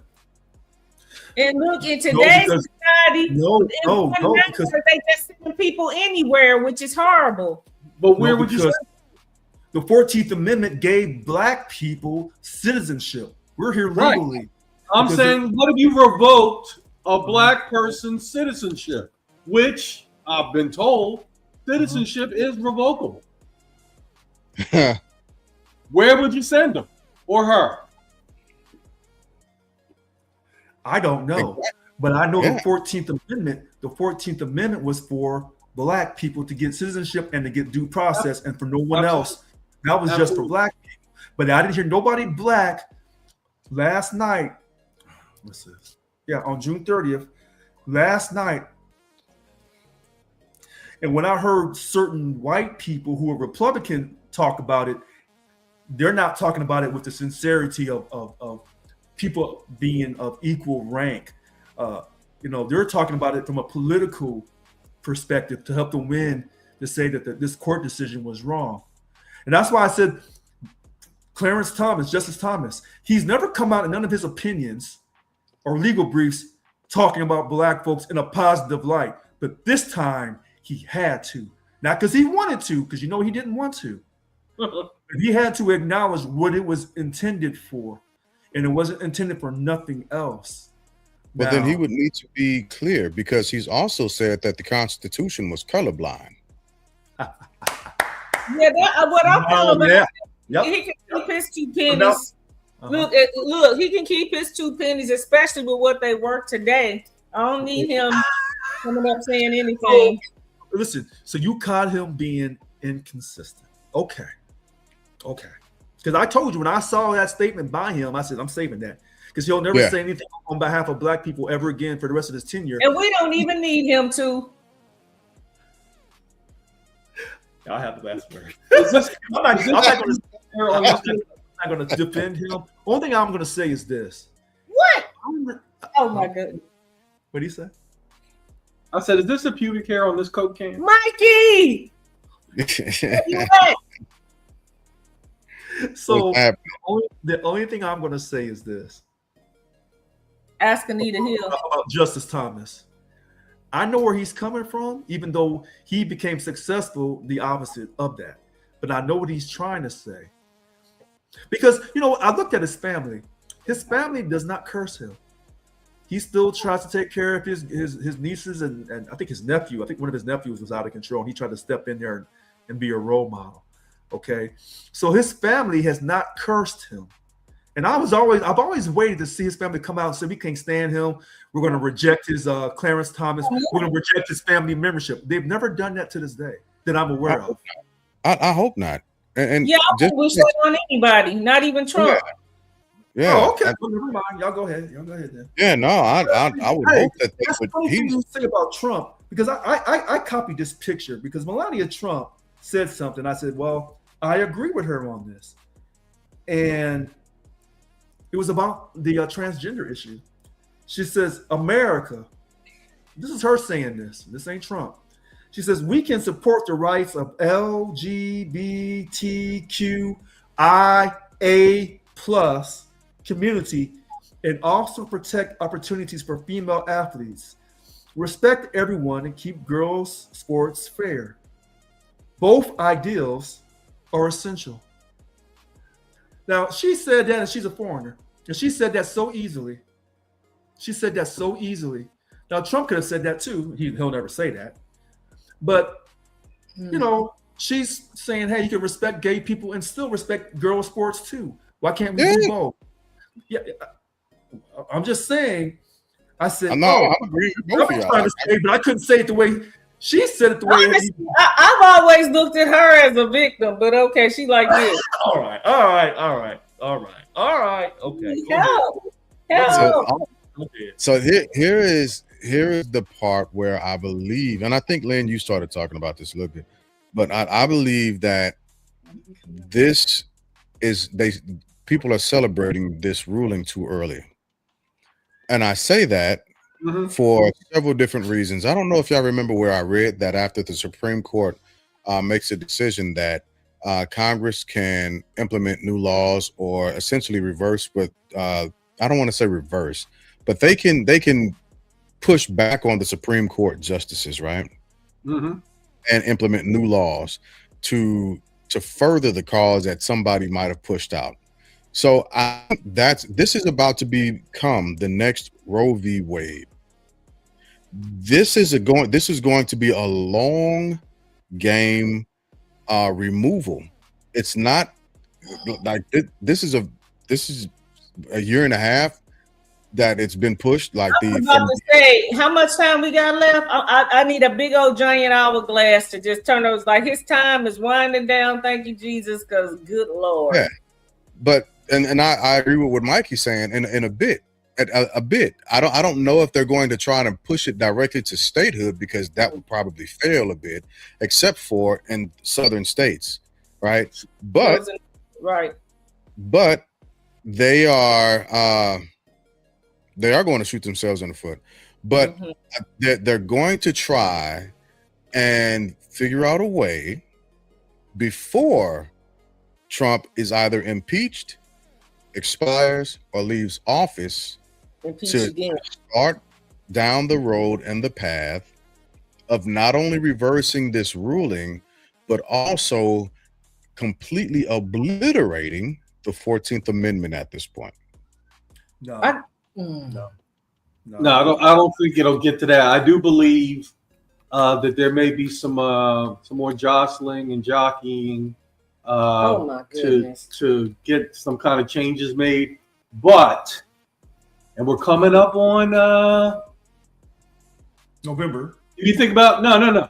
You think about two years ago, there was a certain president who dropped the ball in a debate.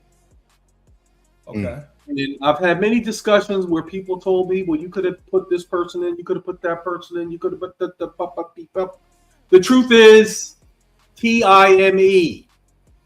Yeah. There's no time. I just heard yesterday that the president is thinking about having, for the first time ever, an RNC prior to the midterm. Oh, yeah. He's planning on it already. Right. He's already this is the very first time. Is it going to be at the White House? What do you say? No. It's going to be at a city. I forgot what city. I think in Colorado, if I'm not mistaken. Okay, yeah. But it's going to be somewhere. He's going to have. It's going to be like a rally, whatever. Yeah. But this is like FIFA World Cup. You down 2 goals. You got 81 minutes left. You're not winning. Extra time. You're not winning. Even with extra time, you're not winning. You know, you can fight, you can do this, you can hem, you can haul, but sometimes it just comes down to looking good. Yeah.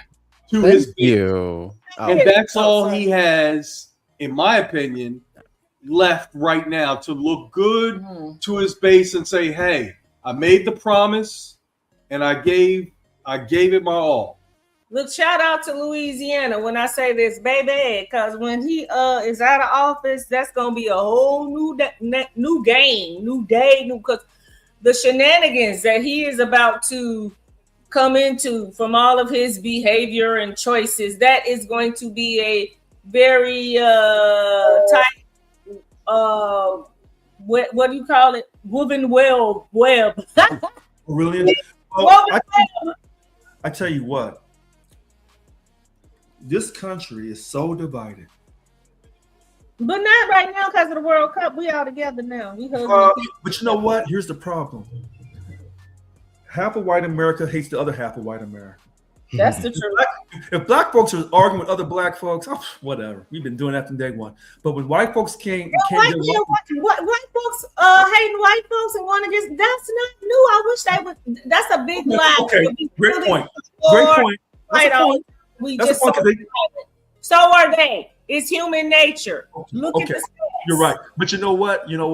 Even though righteously you're right, when I'm looking at this from a common sense factor, the only time I've seen white people dismantle other white people outside the Vietnam War was the Civil War. Well, so, you ain't looking. They trifling every day too.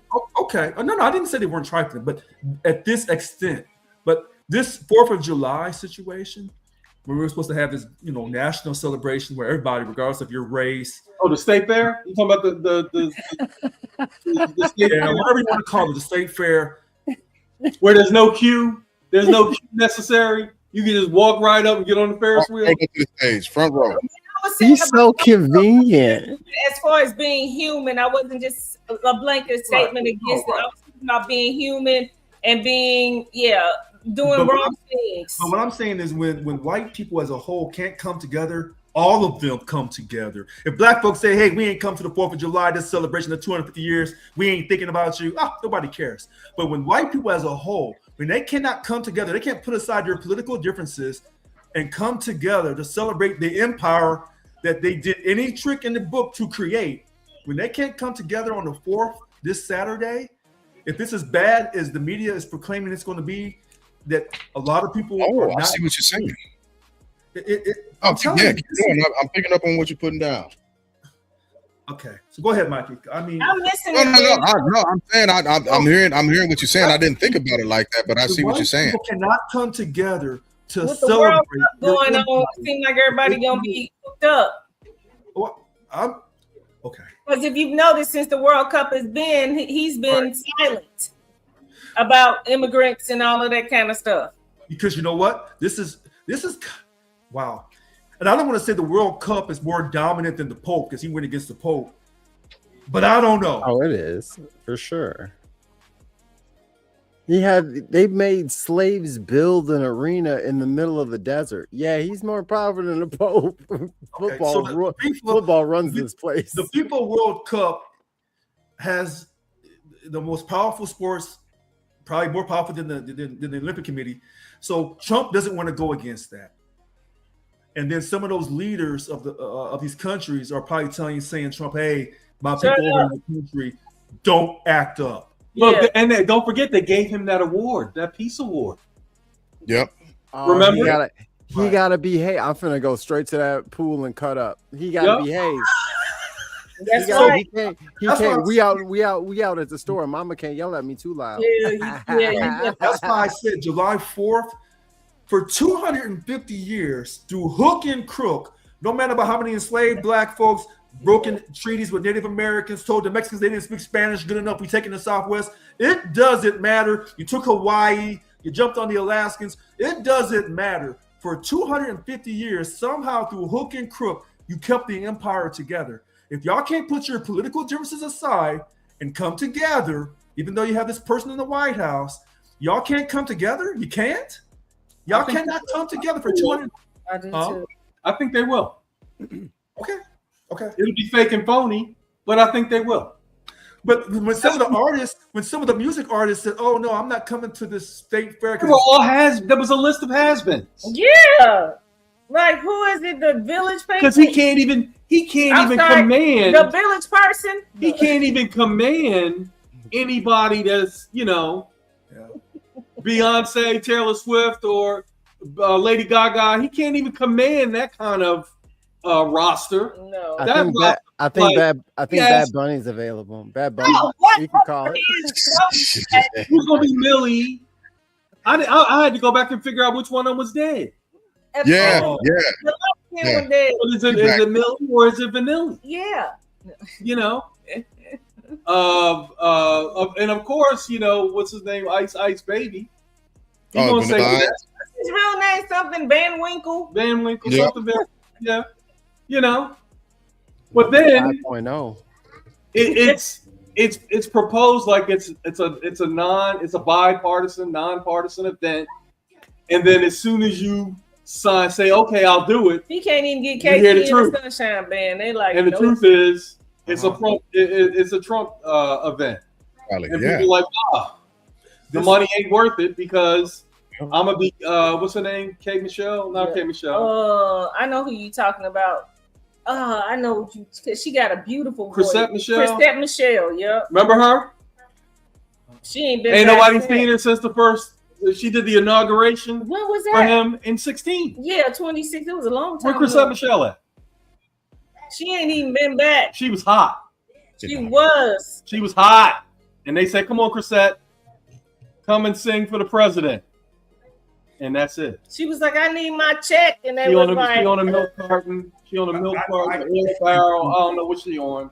But if the U.S. cannot come together, like I said, if black folks said, "Hey, for these 250 years, we ain't always had our freedom and blah blah blah blah blah, we ain't coming," that can be expected.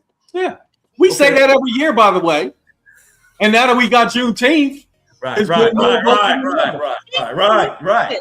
we already had our 4th of July. And then because so many of our family members and ancestors, whatever you want to say, were on the front line and served for the country, all that stuff is out because this ours too. But like you say, where are you sending us? This is where I live. Well, if white America, we've been here longer than a lot of them. Yeah, don't even talk about because all of us are, have those native roots too. So we would here.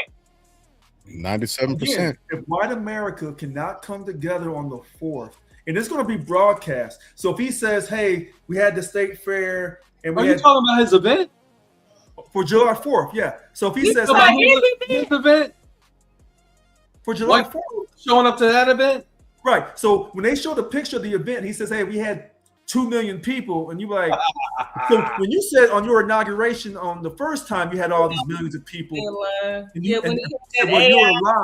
you're a lie, and he said, "No, that's just the media being negative towards me." Okay, but now you pull that same stunt all over again. Yeah, he was talking about he had more people than Obama, and then they were like, "No, this was how many people? The drone showed this many for you." But you can't tell. Right. Because Rich, we already know who all gonna be over there. So ain't nobody going over there. Yeah, but I'm saying, the first time you may pull it off. That's like telling the woman, "Well, I wasn't me the first time." Now the second time you tell that same lie, no, it was your ass. So this is the 4th of July. Listen to this. I'm not even white. 250 years you have kept this empire through hook and crook, regardless of what political party the president belonged to. You've kept the empire going, and y'all can't on top, global power. Yeah. Listen, so you cannot. Go ahead, Mike. When the king begins to tax the vassals to the length of making $1 billion in 1 year, that empire is going to have to fall. 1.4 billion. 1.4 billion in a year. And count.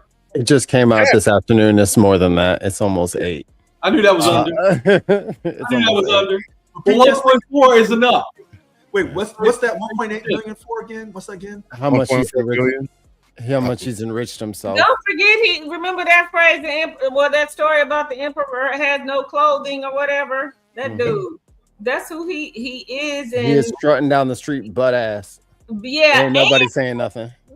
And it's a shame, but the way it sounds like how you guys are speaking right now, it's like he has been responsible for the last 250 years, and he has not.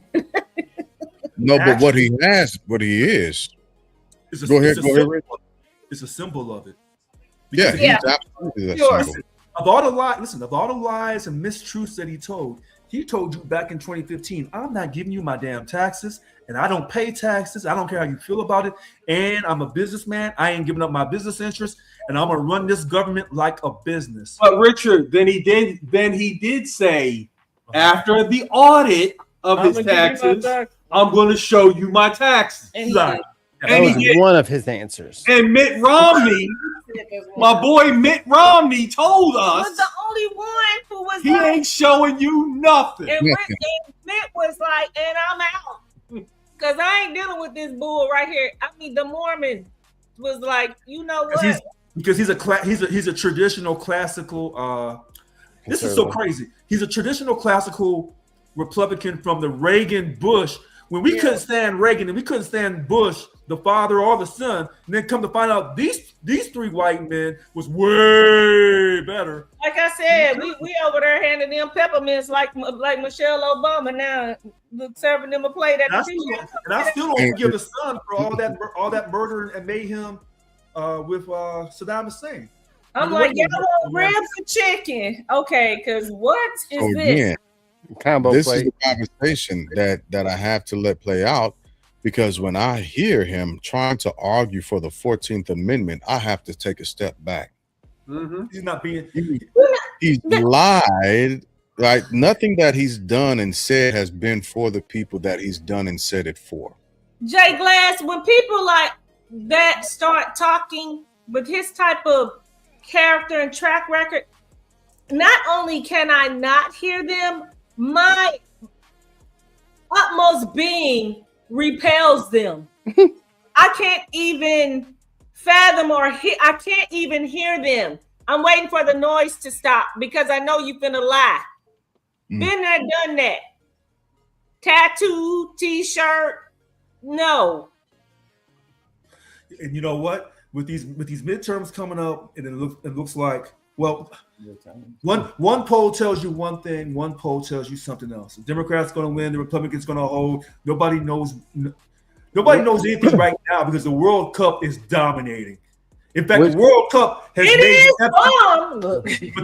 the World Cup has told Jeffrey Epstein, take a step back. We running this shit. Okay, when we come, then you can come back with the aliens. But they ain't gonna be back with that. We just saw that somewhere. He'll be back at the end of the month. Somebody was just tweeting that they were saying something about the World Cup, and he said, "What about the Epstein files?" It popped up somewhere. They got bumped till next season. It's jumped above the Epstein files. The World Cup. And Seated. something else that I saw in the news was about, well, it was a story here. We actually missed it when they were talking about how the World Cup is such a huge distraction. And it was also a place where a lot of sex trafficking was going on. And sex tourism too. Wow. Yeah, it's run by the same people who are part of the Epstein class. Yep, that's exactly. Conspiracy idea, or is that the truth? Is that a conspiracy or the truth? No, they were interviewing some of the people that had escaped.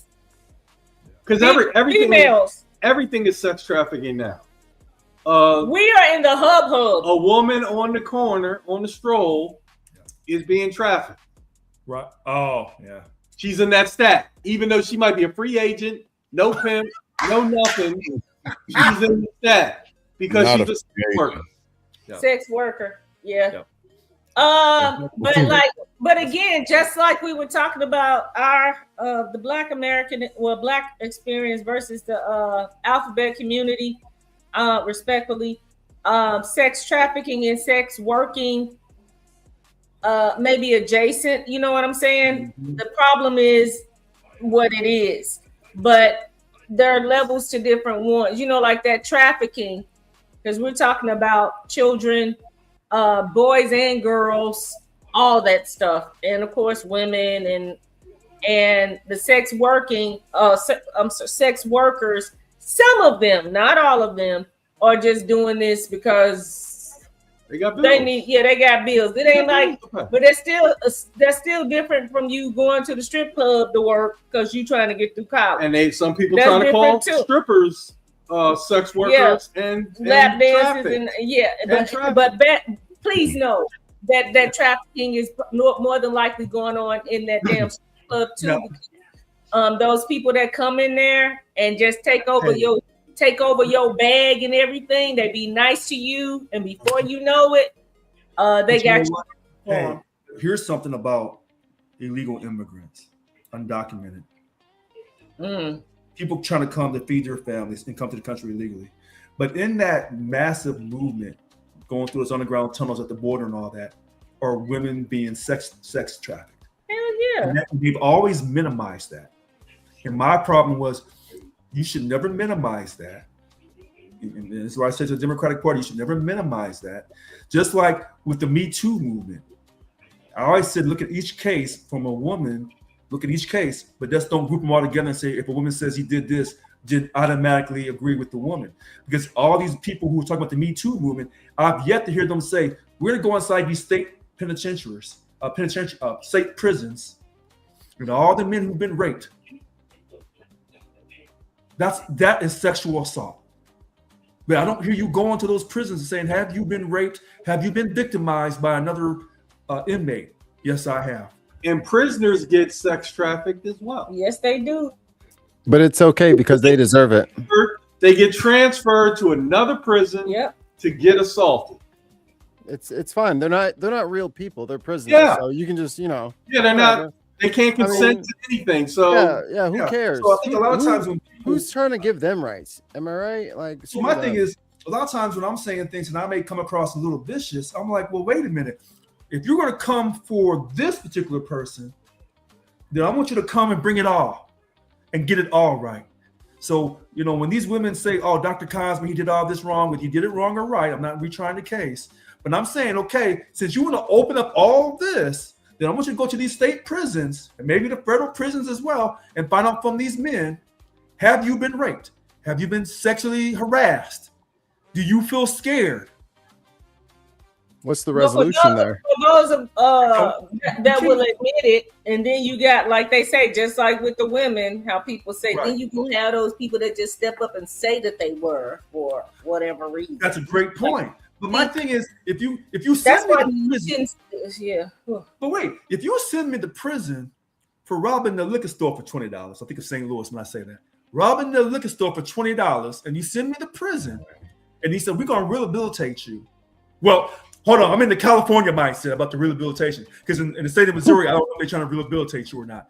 But you go to prison because you've broken the law, and then when you go inside the prison, they break all kinds of laws when they rape you. So you were a criminal, and now, because you're a criminal, we don't respect you anymore, so we're going to break some laws and let you get raped. It's the same thing for Jeffrey Dahmer. That man should still be alive. They put him in general population. Wait a minute. Out of here. People like to call it karma, but like in the Bible, in the Bible they say whatever a man sow it, that's what he gonna reap. So everybody knows that prison, baby, when you go in there, even if you ain't did them, but especially if they know what you did when you got in there. If it was eating people and raping kids and beating on women, they coming for you. But Stephanie, I'm trying to figure out how we even got here.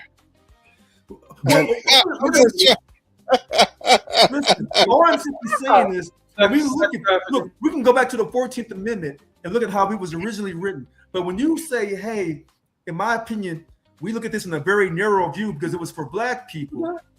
And now you want to really highlight what Black people went through in this country. Then you say, well, no, we don't want to really highlight that. But yet you let me contact Benjamin Crump because I was pulled over illegally and had my head beat in, and he sees a quick payday. He'll bring up the 13th, 14th, and 15th Amendment like that. Particularly the 14th Amendment about due process and how I wasn't given due process when the cop went upside my head because that was for Black people. And so to get back to the 14th Amendment, the judges said, hey, 5-4, if you come over illegally and pop out a child, that child gets U.S. citizenship. But that's not what it was intended for. Okay, hold on. Technically, what's her name? Melania is an illegal. Yeah. She came over here on she overstayed her visa and she worked off the books. If you do that, you are no longer eligible for citizenship because you have skipped the line. Barron Trump is a citizen. An Why? anchor baby. He's His an dad. anchor baby. Yeah. And you know what, Mike? Him and his illegal mama need to get out of here. Hey. What's Since that? Yeah. Since we calling people leave, Look, get your oh, bring man. your illegal wife, and he harboring an illegal person, so he can go to jail for that. Mikey. His first wife popped out 3 babies while she was not a citizen. That's what I'm saying. This is what they literally do it all the time. They're only saying that because they are racist. Like there is no law behind any of this. This is pure xenophobia. Wait a minute. If what you say is to be accurate, I'm going to stay consistent and say, well, then that's wrong. But the fact that I'm saying, for my argument's sake, that the 14th Amendment for birthright citizenship was for Black folks, whether they were free or not, coming out of the Civil War. I'm not budging from that. Just like the 13th doesn't say that it was for Black people, but we know the 13th Amendment ended slavery for Black folks. But the 14th Amendment was to establish a multiracial free society. Yes, it was not. Yes, it was not. Because you can you argue with Ellie Mistel because he is the Supreme Court. He got his guy. ass checked last night. I watched his ass talk to that white boy, Cuccielli. He got checked. Because hold on. No, my guy don't lose. What you talk about? What you talking about? I love Ellie Mistel, but he got caught this time. He got caught. I watched it. So sometimes you can be a brilliant lawyer, but every now and then you'll get caught. The 14th Amendment was established to repudiate the Dred Scott case. And the Dred Scott was saying that Black folks didn't have federal citizenship. Because in some states, Black folks had now you slipped up because there was no such thing as federal citizenship. National because there was no such thing as national citizenship back then. You were a citizen of your state. Hold on. Or Commonwealth. That didn't come up until later. No. Listen to me, Mikey. I'll tell you. I'll look it up. Said through the Judge Tanner that Black folks don't have citizenship through the Constitution of America. That's what he said. And therefore, Dred Scott didn't get his freedom. That's why they lost that case. And then when they lost the case, Dred Scott, I think the one white man bought Dred Scott's freedom. But then they came back on the 14th to repudiate that case after the Civil War and say, Black folks, you're getting citizenship to this country. And by giving you citizenship, now you will have due process. Now, this is clear. But the judges took took a more broader view. But make no mistake about it, that 13th and 14th and 15th were for us. Nobody else. So when James, I'm sorry, go ahead, James. Go ahead. No, but I was about to say, like I always say, if we're chopping the Constitution up in that fashion, that the only logical pathway to continue that is to say all the other aspects of the Constitution that weren't written for us don't apply to us. No, because the 13th was to take us out of slavery. The 14th was to give us citizenship and to give us due process to be not discriminated in them southern states because they had initiated the Black codes. And then the 15th was to show that Black men would. C.V. Ferguson. Separate but equal. Wait, no. Wait, before we get to that, the 15th Amendment was to give Black men the right to vote because the southern states were now allowing Black men to vote. But so Abraham Lincoln had already established that Union soldiers who were Black that fought for them had to earn the right to vote. But what I'm saying, I'm not disagreeing with what you're saying. I'm saying taking that rationale the way you're taking it is very similar to saying that the portions of the United States Constitution that were not written for Black people or the ancestors or the children or the descendants of the enslaved Africans doesn't apply. It do apply because the 14th made it apply. But when you consider the 14th and you add that parallel, then you open it up to everyone because it's not as specific like you pointed out with the 15th Amendment right? Right. And that's what I'm saying, right? I'm not directly arguing against the origin of the 14th Amendment. Wait a minute. I'm Right. simply saying that There's a two parts. continuation. Yeah. But wait a minute. This is critical because they don't talk about this on TV. There's two parts that's critical to the 14th. First is that U.S. citizenship that was just for black folks after the Civil War. That due process, because black folks were going through holy hell with the black codes down south, says you cannot deprive someone of these things, life, liberty, and blah, blah, blah. And that was intended for, listen, in that section of the 14th, that was intended for black folks, but it had to be opened up to everybody else too. So Exactly. I see the point. Like, okay, So yeah. then on what that, are we That's- arguing about? You No, just said about- it. You just No. said it. no. The first part of the 14th about the citizenship was for black people only. For the No, free black again, the foundation or the aspect as to why the 14th Amendment and who it should have applied to, I'm not pushing back on you with that. I'm simply saying because it's written the way it's written, they Right. could have been more specific, like the 15th Amendment, but they didn't make it specific on purpose. And since it did not have that specificity in it, it's open to everyone, right? So I can't say And they would have been right back to, and they would have been right back to square one as soon as the Dutch came, and then as soon as the Spanish came, and then as soon as the Irish came, and as soon as the Italians came. They would have had to do it all over again because those people were not white. They were Italians. They were Irish. They were Spaniards. They were not called white people yet. So they would have had to do it for every group of immigrants. Wait a minute. That's not. Wait a minute. They're going to. Hold on. No. They got drafted by What Team were White. they beforehand? Wait a minute. Hey, look, you know what they were beforehand? They were immigrants. yeah, When they you ask- progressive People game in white America, America. when did Then they when got you drafted by the white team. Yep. What you say, ask Jay? people in Oh. America, They when did slavery end in America? They're going to tell you the 13th Amendment in 1865. It doesn't say slavery ended for black people. It says slavery. But it everybody knows that represents black folks being held as slaves. Because they had to do the 14th to give black folks citizenship across all the states embedded in the Constitution because we were considered, as Wanda said earlier, we were considered property. Well, Actually, the other when groups of you people, put yourself the under other groups of jurisdiction- people who may have come over here were never considered property. But when you put yourself under jurisdiction, you are still technically property. Just throwing that out there. I'm just throwing that out there.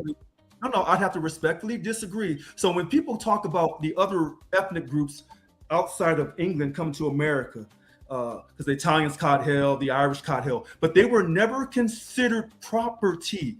Black slaves were considered chattel. They were considered property, and even then, they were not even considered whole. Go ahead. Let the life insurance person step to the mic, or the insurance person. Were the people that Richard just spoke of, were they ever covered as property on the property and casualty policy? Yeah. No, they were not. Only Which ones? only the black slaves. Oh, you're talking about the immigrants? They lost the slave, be like, I lost money, and be like, you ain't. Right, insured. but I was You talking ain't about insured. the slaves Richard was talking okay. about. Yeah, You know, people okay. try to say there were other slaves, there were other. No, even my 7-year indentured servant was not my property. He could not be collateral on a bank loan like my black folks out there, out back, And their kids.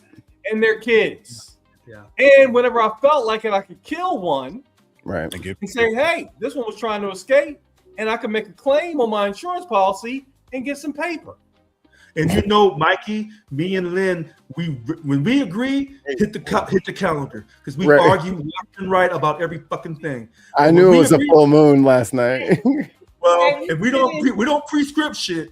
So when we agree on something, you know, it And- must be horrendous. It must be Can the I- end of the time period. Can I get one thing in agreements from all you guys because you guys are all my elders here. Agreements. No. Yeah. Man, you ain't gotta say it like that. I mean, as I just turned the 40. elders. I'm your peer. Hello. Go ahead, Mikey. I love it. Go What's ahead, up, Mikey. fellow kids? Aren't you glad the socialists are here to save the day? I told you we were. I told you we were coming. I told you we were coming. You ain't got to worry about the All three of Democrats. y'all. You ain't got to worry about the Democrats All three sitting of around y'all. doing nothing no more. We got it. Mikey, but We're Mikey, coming. you hear what James said earlier. The millennials are here, baby. We're Mikey, here to you save hear the what day. James said earlier. Because he jumped what on he me said? earlier when I talked about the Democratic Socialists. He jumped on I me. got earlier. something. Wait, I got look about. Okay, so here in Houston, right? We got a bunch of Latino brothers and sisters. So we be USA, but we be like, ooh, SAI, ooh, SAI, ooh, So anyway, that's USA in Spanish. But yeah, we got it going on. We can do all of that. I didn't jump on you. I was talking about Mike Johnson. Right, Mike. Mikey said, "Can you Yeah, imagine?" This will tell you the world's coming to an end. Can you imagine a World Cup of the United States versus Mexico? Our country would go up in smoke. You know what? I don't know if they're on the same side of the bracket, but I'd like to. That would be a hell of a game because everybody from Mexico It'd be a race riot. It'd be a race riot. Had on their Mexico jerseys. We know what to do. We can't lose. Because one thing we know how to do together is party. So that would be That would be a license for cerveza, fajitas, everything, barbecue. Everybody would be like, yeah, they wouldn't care they don't care which side you go on either. You know what I'm saying? It ain't gonna be like, no, I'm Mexico, no, I'm USA. It's gonna be like, hey, can I have some? Let me, go to Papacito's. Hey, but if that was to happen, I don't know how the chart is, but if that was to happen, take a look. My God, it would be the most watched World Cup. It would. I see violence coming after that game. Actually, during the game, I'm talking. There would be violence. There would be violence. If it wasn't for FanDuel, nobody would know World Cup was even in town. I'm not playing. Y'all some betting fools because don't nobody care about soccer. I played soccer. No one cared. No one cared about soccer back then. They don't care now. They don't even know if they have an MLS team in their city. They don't even know what MLS stands for. We got the Dynamo and we got somebody else coming. Americans hate soccer. They mock it. They laugh at it. It's like tennis gets more viewership than soccer. It is the biggest sport. And then here go everybody with their little fake self on the bandwagon. I can't stand y'all acting like they understand the positions and stuff. All the commentators. Hold on, Mikey, I don't understand soccer. Mikey, you're right about that. I don't understand. Wait a minute. I have something to say. Excuse me, Mikey. Yes, this is a learning experience. It's bringing the world together. And now with I use my time. Hey, you know what? They can end up playing each other. They keep winning. Mexico's got to beat England. Then they got to beat Brazil. And the U.S. has to beat Belgium. And listen to this. Y'all don't understand the way that this city is set up. It's going to be all kind of restaurants and food sales. It's going to be like a big picnic. I'm telling you, because everybody is ready to party, especially after they pissed on Cinco de Mayo, had everybody scared to go out. Everybody like, yeah, I'm telling you, it's gonna be like a big party, and they're gonna be scared, thinking, can we really come out? Listen, can you imagine the U.S. playing Mexico and Mexico saying, if we win, you have to grant a side amnesty to all. Hold on. Let me set the scene. Let me set the scene. You got my girl Claudia Sheinbaum. She just walks up to President Trump in a black pantsuit. Mr. Presidente, how about we make this a little interesting? And he's over here. He's over here. Got 16 oxygen machines keeping his little dumbass alive. And why he getting a colonic? Yeah. just reeking of the worst sewers you've ever smelled in a hot June evening down at the bottom of a hill. What are you talking about? What are you talking? How about we play for asylum? Boom. Smelling like a zoom in shot. Boom. Zoom in shot. It's the scoreboard. I tell you what. If that was to hypothetically happen, Mexico would beat the U.S. They'd be I playing think it. I'm gonna they'd go be ahead. playing- I'm talking Yeah. about the Monstars from Space Jam would come out from Mexico. I'd be like, Now, Jay Glass, oh! here. Hey, look, don't let the game be 2-1 Mexico. Oh, we need extra time. I can hear Trump now on the phone. We need extra time. Stop the Look. count. I Stop could get the count. 11,000 more minutes. Excuse That me. would be great. Excuse me, Right. but It President would Trump be- will be asleep when that game is on. Please, I yield my time. Worst. That'd be the I'm worst gonna- game of referee ever. Referees would have to leave the earth. If they, You have to helicopter them out of the arena. But Yeah, I ain't gonna Hey, Hey, it look, doesn't matter who would win. hey, the royal family of Saudi Arabia and all the Middle East would have to come to make sure everything stays Yeah. peaceful. CIA. They probably say, "No, we Oh, ain't want man. this act. We got our Yeah, own them problem." guys have to, they'd have to referee in masks. All right, but let's knock out a quick round of horn. I gotta get upstairs and hang Did out you with see my. our picks, Jay Glass? Were you able to pick a peek at our picks?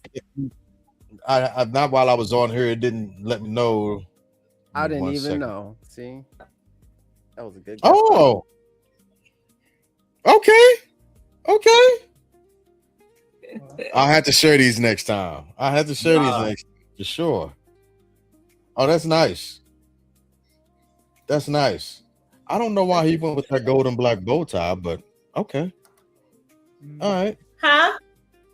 The Who you golden talking black about? bow tie. Oh, who else? Hold up. Let me see. What did I see here? Oh, here it is. Hold up. Who had on a golden black bow tie? Oh, that was our host. With the most. Looking at. Mhm. Yeah, I'll definitely share those. But let's hit around the horn real quick. Iran. Final answer. We will I know, right? We will start. Yeah, what are we doing with it? No yielding time. You have to talk, Mr. President. All right, We'll start here. This has been an interesting conversation. The U.S. Supreme Court made a lot of decisions. Some we agree with, some we don't. And we always have to go back in time. Regardless of how far back we go, we have to go back in time to understand what the framers of the Constitution were framing, even though people like us were not even considered human beings. And then they tried to add us on later on without technically saying our name. So I'll say for Black America, don't scream just the 13th and 14th and 15th Amendment when it comes to police violence. We should be consistent and recognize that those three amendments for us to be included in this great country that has some tremendous character for us. So when we celebrate 4th of July, if you choose to celebrate it, just remember that every country has some good points, every country has some bad points. And overall, it's kind of like life. How do you approach life? Are you going to stay stuck in the negative? Are you going to look at the good and the bad and say, overall, I'll keep a positive attitude to keep trying to be my very best? God bless the USA. I'm Richard Lewis Brown, July 1st, 2026. And I'm proud to be an American. I like that song. I love that song. I love that song. Love that song. Let me tell you something. And I'm glad In Hey, I love that 1980 song. in 1988, Uh-huh. I was on the USS Capadonna in Italy, and we, without exaggeration, we sang that song. It was my first 4th of July out of the country. Uh-huh. We must have sang that song 200 times. I mean, it was a human repeat. So was it like, please don't stop the music? No, it was worse. It was worse than Wow. that. I mean, it was, and drunk people falling off the helicopter pad. It was just, it was just crazy. It was crazy. But I'll never ever forget that song because I've heard it more than any other song I've heard in my life. That song. Live. And I had never heard it before in my life Oh man. as a kid from West Philly. It's a great song. Look, I got to listen. I'll tell you what. It felt really good to celebrate 4th of July in Italy. Wow. It felt really good because I remember we went out one night on leave and we went to a nightclub. And there was a nice little mix of us, some white, some Hispanic, some black. And the bouncer said, "No Americans." Guess who still tried to go in the club? White guys. The brothers. And he stopped them again. I said, "No Americans." And the club was like, all right. And they started yelling for their rights. I'm like, no, we are not in America. We're not at home. Why don't we just go down the street where they love some Americans with Zippo lighters? I wish Wig were on here because You know? was talking about doing your own thing. He's like, you don't have to be inclusive. So to conclude my Around the Horn, I am not surprised by anything that's going on. I expect the status quo to remain with regard to birthright citizenship.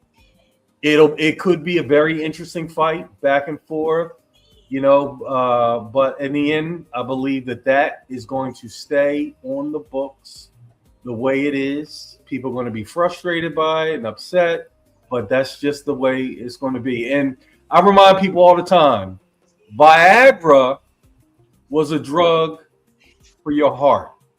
Yep. The side effect helped out people with ED.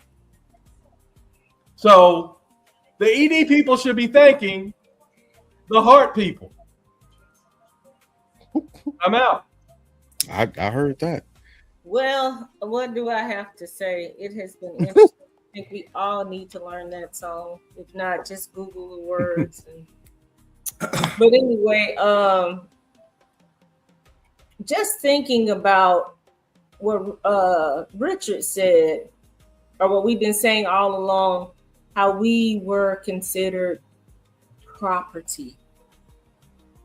And then you tell people to get over stuff. Okay. But like that is just like when you think about that and listen, we say our ancestors and that's still us. Those are our people. That's us. Okay. And to know that there are still people that look at us to be less than human. That is still a reality. Not saying that we should dwell on it, but don't ever forget that. You cannot forget that. And at the same time, I praise and thank God that we have come away from that. That is so serious. And when you get the feeling that I'm getting in my chest and in my stomach right now to even think about that, that fuels me to continue to do what we're already doing, which is learning, whether it's about the elections coming up again. I'm so sick of these damn elections, but whatever, it's necessary. Or Mikey, about the World Cup, okay? But whatever.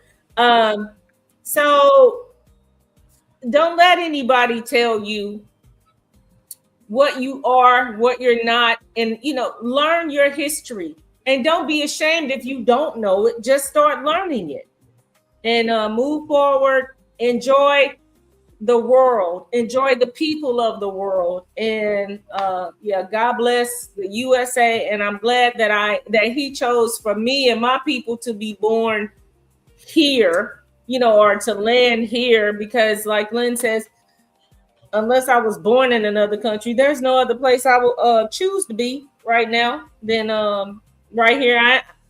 I would need to do my research and save a whole lot of money to go somewhere else to live.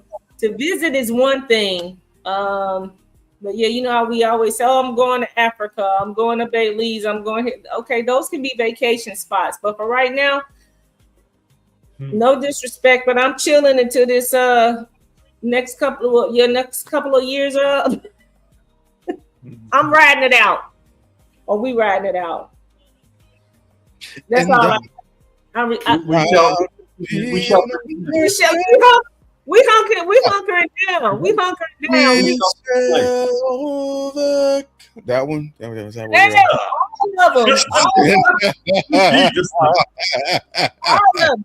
Damn, look, Jesus take the wheel and Jesus be a fence all around me every day. Look. I'm climbing up.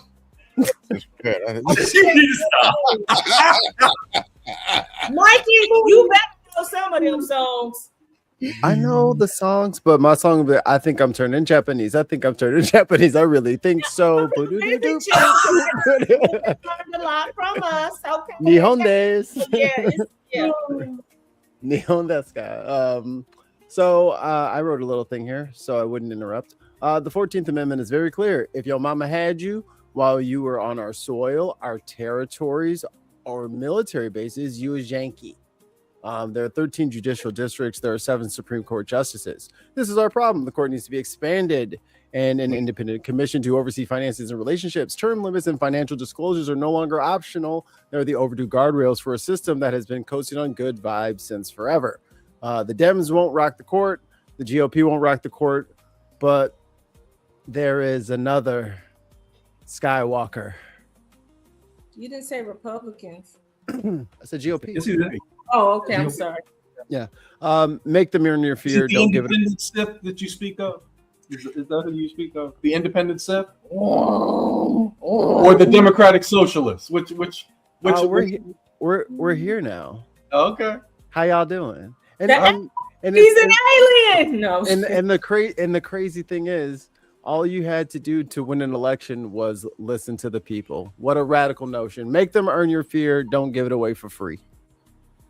You wrote all of that in that short time. Oh, that's him. That's his writing. You typed that. You didn't write it. You typed it. Yeah. Okay. He wrote in cursive. I can write in cursive, but it's messy because everyone requires ink, and then they want you to write in cursive, and then it smears. You know what I mean? Better ink pen. That's the point of cursive. So you can say, I didn't say that. I didn't say that. Plausible deniability. The font. Well, I've got a pretty simple around the horn. One question: where's stir fry? Because I'm scared you was plotting on stir fry. He got 2 cats. What's going on? Where your cat? I don't know if I don't know if she got let back in from the garage from earlier yet or not. Oh, okay. When I get back from my next trip, You want to leave me alone? I'm gonna have another cat, and that cat's name is gonna be Noodles. Okay, so wait, is it stir fry and addition to noodles? stir fry? Yeah. Or are you getting rid of stir fry? Because you know y'all got a little hate. No. I'm gonna keep stir fry. Okay. You gonna call it ramen noodles or noodles? Just noodles. Just noodles. Hibachi. Hibachi. Stir fry noodles. So kind of piggybacking off of what Mikey was saying, radical idea is actually shaping up the country because of where we've been for the last year and a half, moving into the midterms. And that is, if these politicians that are representing your state or your area, whatever the case may be, aren't providing and doing what the people need them to do, get them out of there. Bye. Get them out of there. And I don't care what political party they're with. If they are not providing for the people, get them out of there. They're useless to us. I've said it before and I'll say it again. The American citizen, the average American citizen, has been caught up so far into the positioning and movement of our politicians being entertainment that they forgot that we employ them. And it's not the other way around. Exercise your votes. I'm about to go back on that. Exercising your vote. Don't vote party ticket. Vote for the best interest of the people in your area and yourself. And if you vote that way, more than likely, you're not going to vote for the person or the party that you think is representing you. Our president, at least and I've just heard that it's increased, has enriched himself and his family at least $1.4 billion. We the people, by the way, are about to see a huge increase in healthcare after the midterms. In case y'all forgot what happened in the big beautiful bill. Student We loans the dropped, didn't people, they did. We the people are still experiencing at between 8 to 12% bills increase.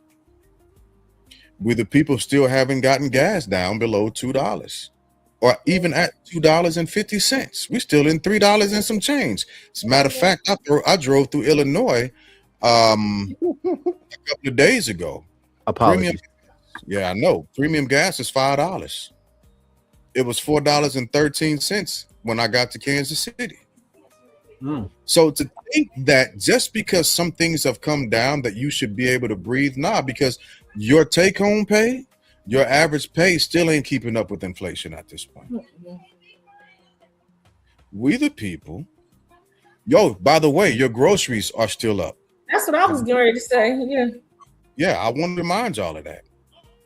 Beef. You need to be looking at the people who are going to actually work for your area. They should be asking us what they can do for us and not just relying on our votes at this point.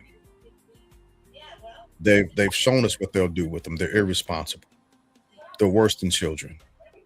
Sit on them. Yeah. Take them and sit on them so no one else can have them. Yeah. This we're still dealing with the Epstein class, folks. Yep. And he was talking about Obama's birth certificate, and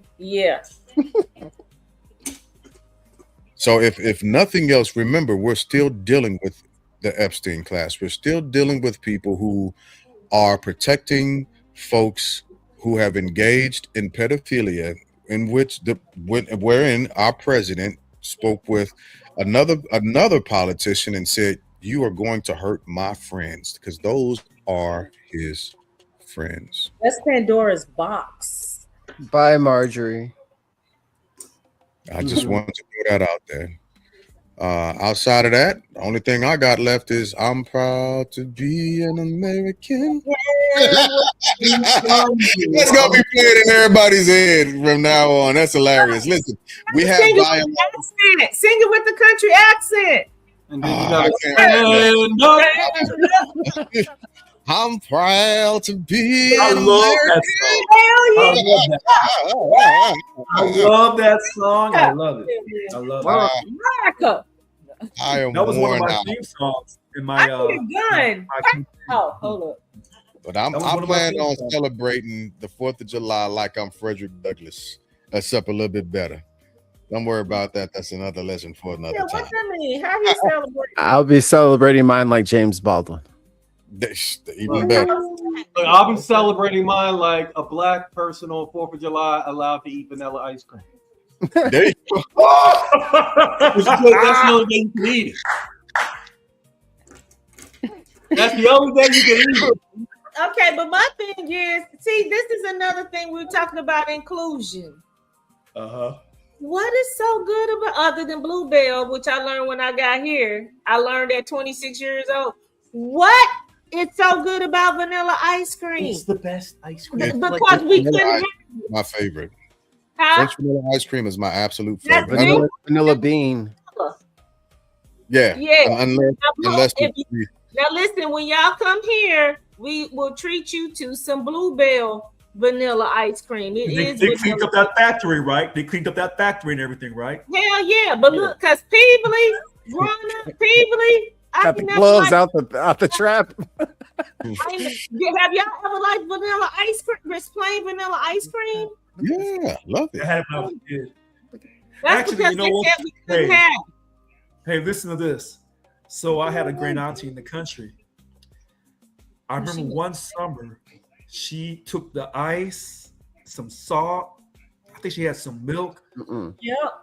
And she created it out of a wood churn. Yeah. Made ice cream. Yeah, Uncle James in Chicago that used to do that. Yeah, It's just Amazing. good. How did it taste, Brisbane? Oh, I was eating it. Oh, I was it's- eating it. I was eating it. It was delicious. It's absolutely But amazing. I like chocolate. Oh, I like chocolate cookies, chocolate cake, chocolate ice cream. But when Rocky y'all Mountain. come, listen, when y'all come here, we will treat you too. Okay, I'm gonna hold you to it now. I'm gonna For show real? up down there. I'm gonna be like, oh, I wait, used this to good. live I want to go to a Rockets game. Well, we can do that too. Wanna Come show- on. I got a That's what I'm friend. trying. Me and Jay Glass got a friend down in Houston. He's always telling me to come down there. I'm trying to see KD play. Oh, is that what Prentice is? Yeah, that's where Prentice is. Well, y'all Okay. need to bring it. Come on, haul ass. Come on. Man, All right. me and- I'm Hell, gonna get that- up. It's Yeah, all all for free. I got some. I I got some auto repairs, and then I think me and the girls need to hit the road. How many Ooh. girls you got? No, my wife and daughter. Oh, okay. You talking about the cats? I thought you said you I'm had leaving. one. You had 'em- They punk asses ain't never getting taken to Texas. They can stay here forever. You got Never, two never. cats and one.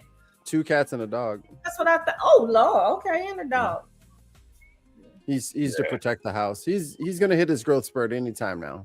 What is it? A Chihuahua? No, he's a a wolf.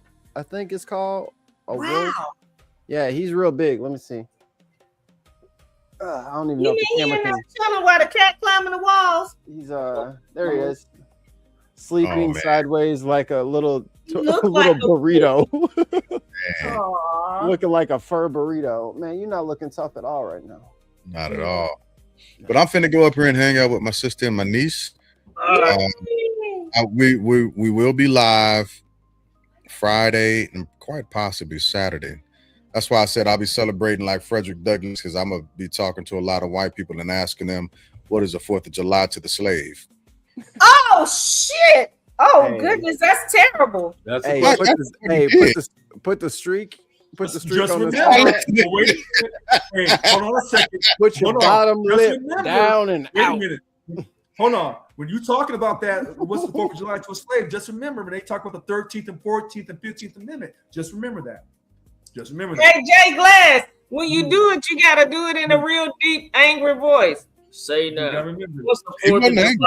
He To a wasn't angry when he gave the speech. He was just stern.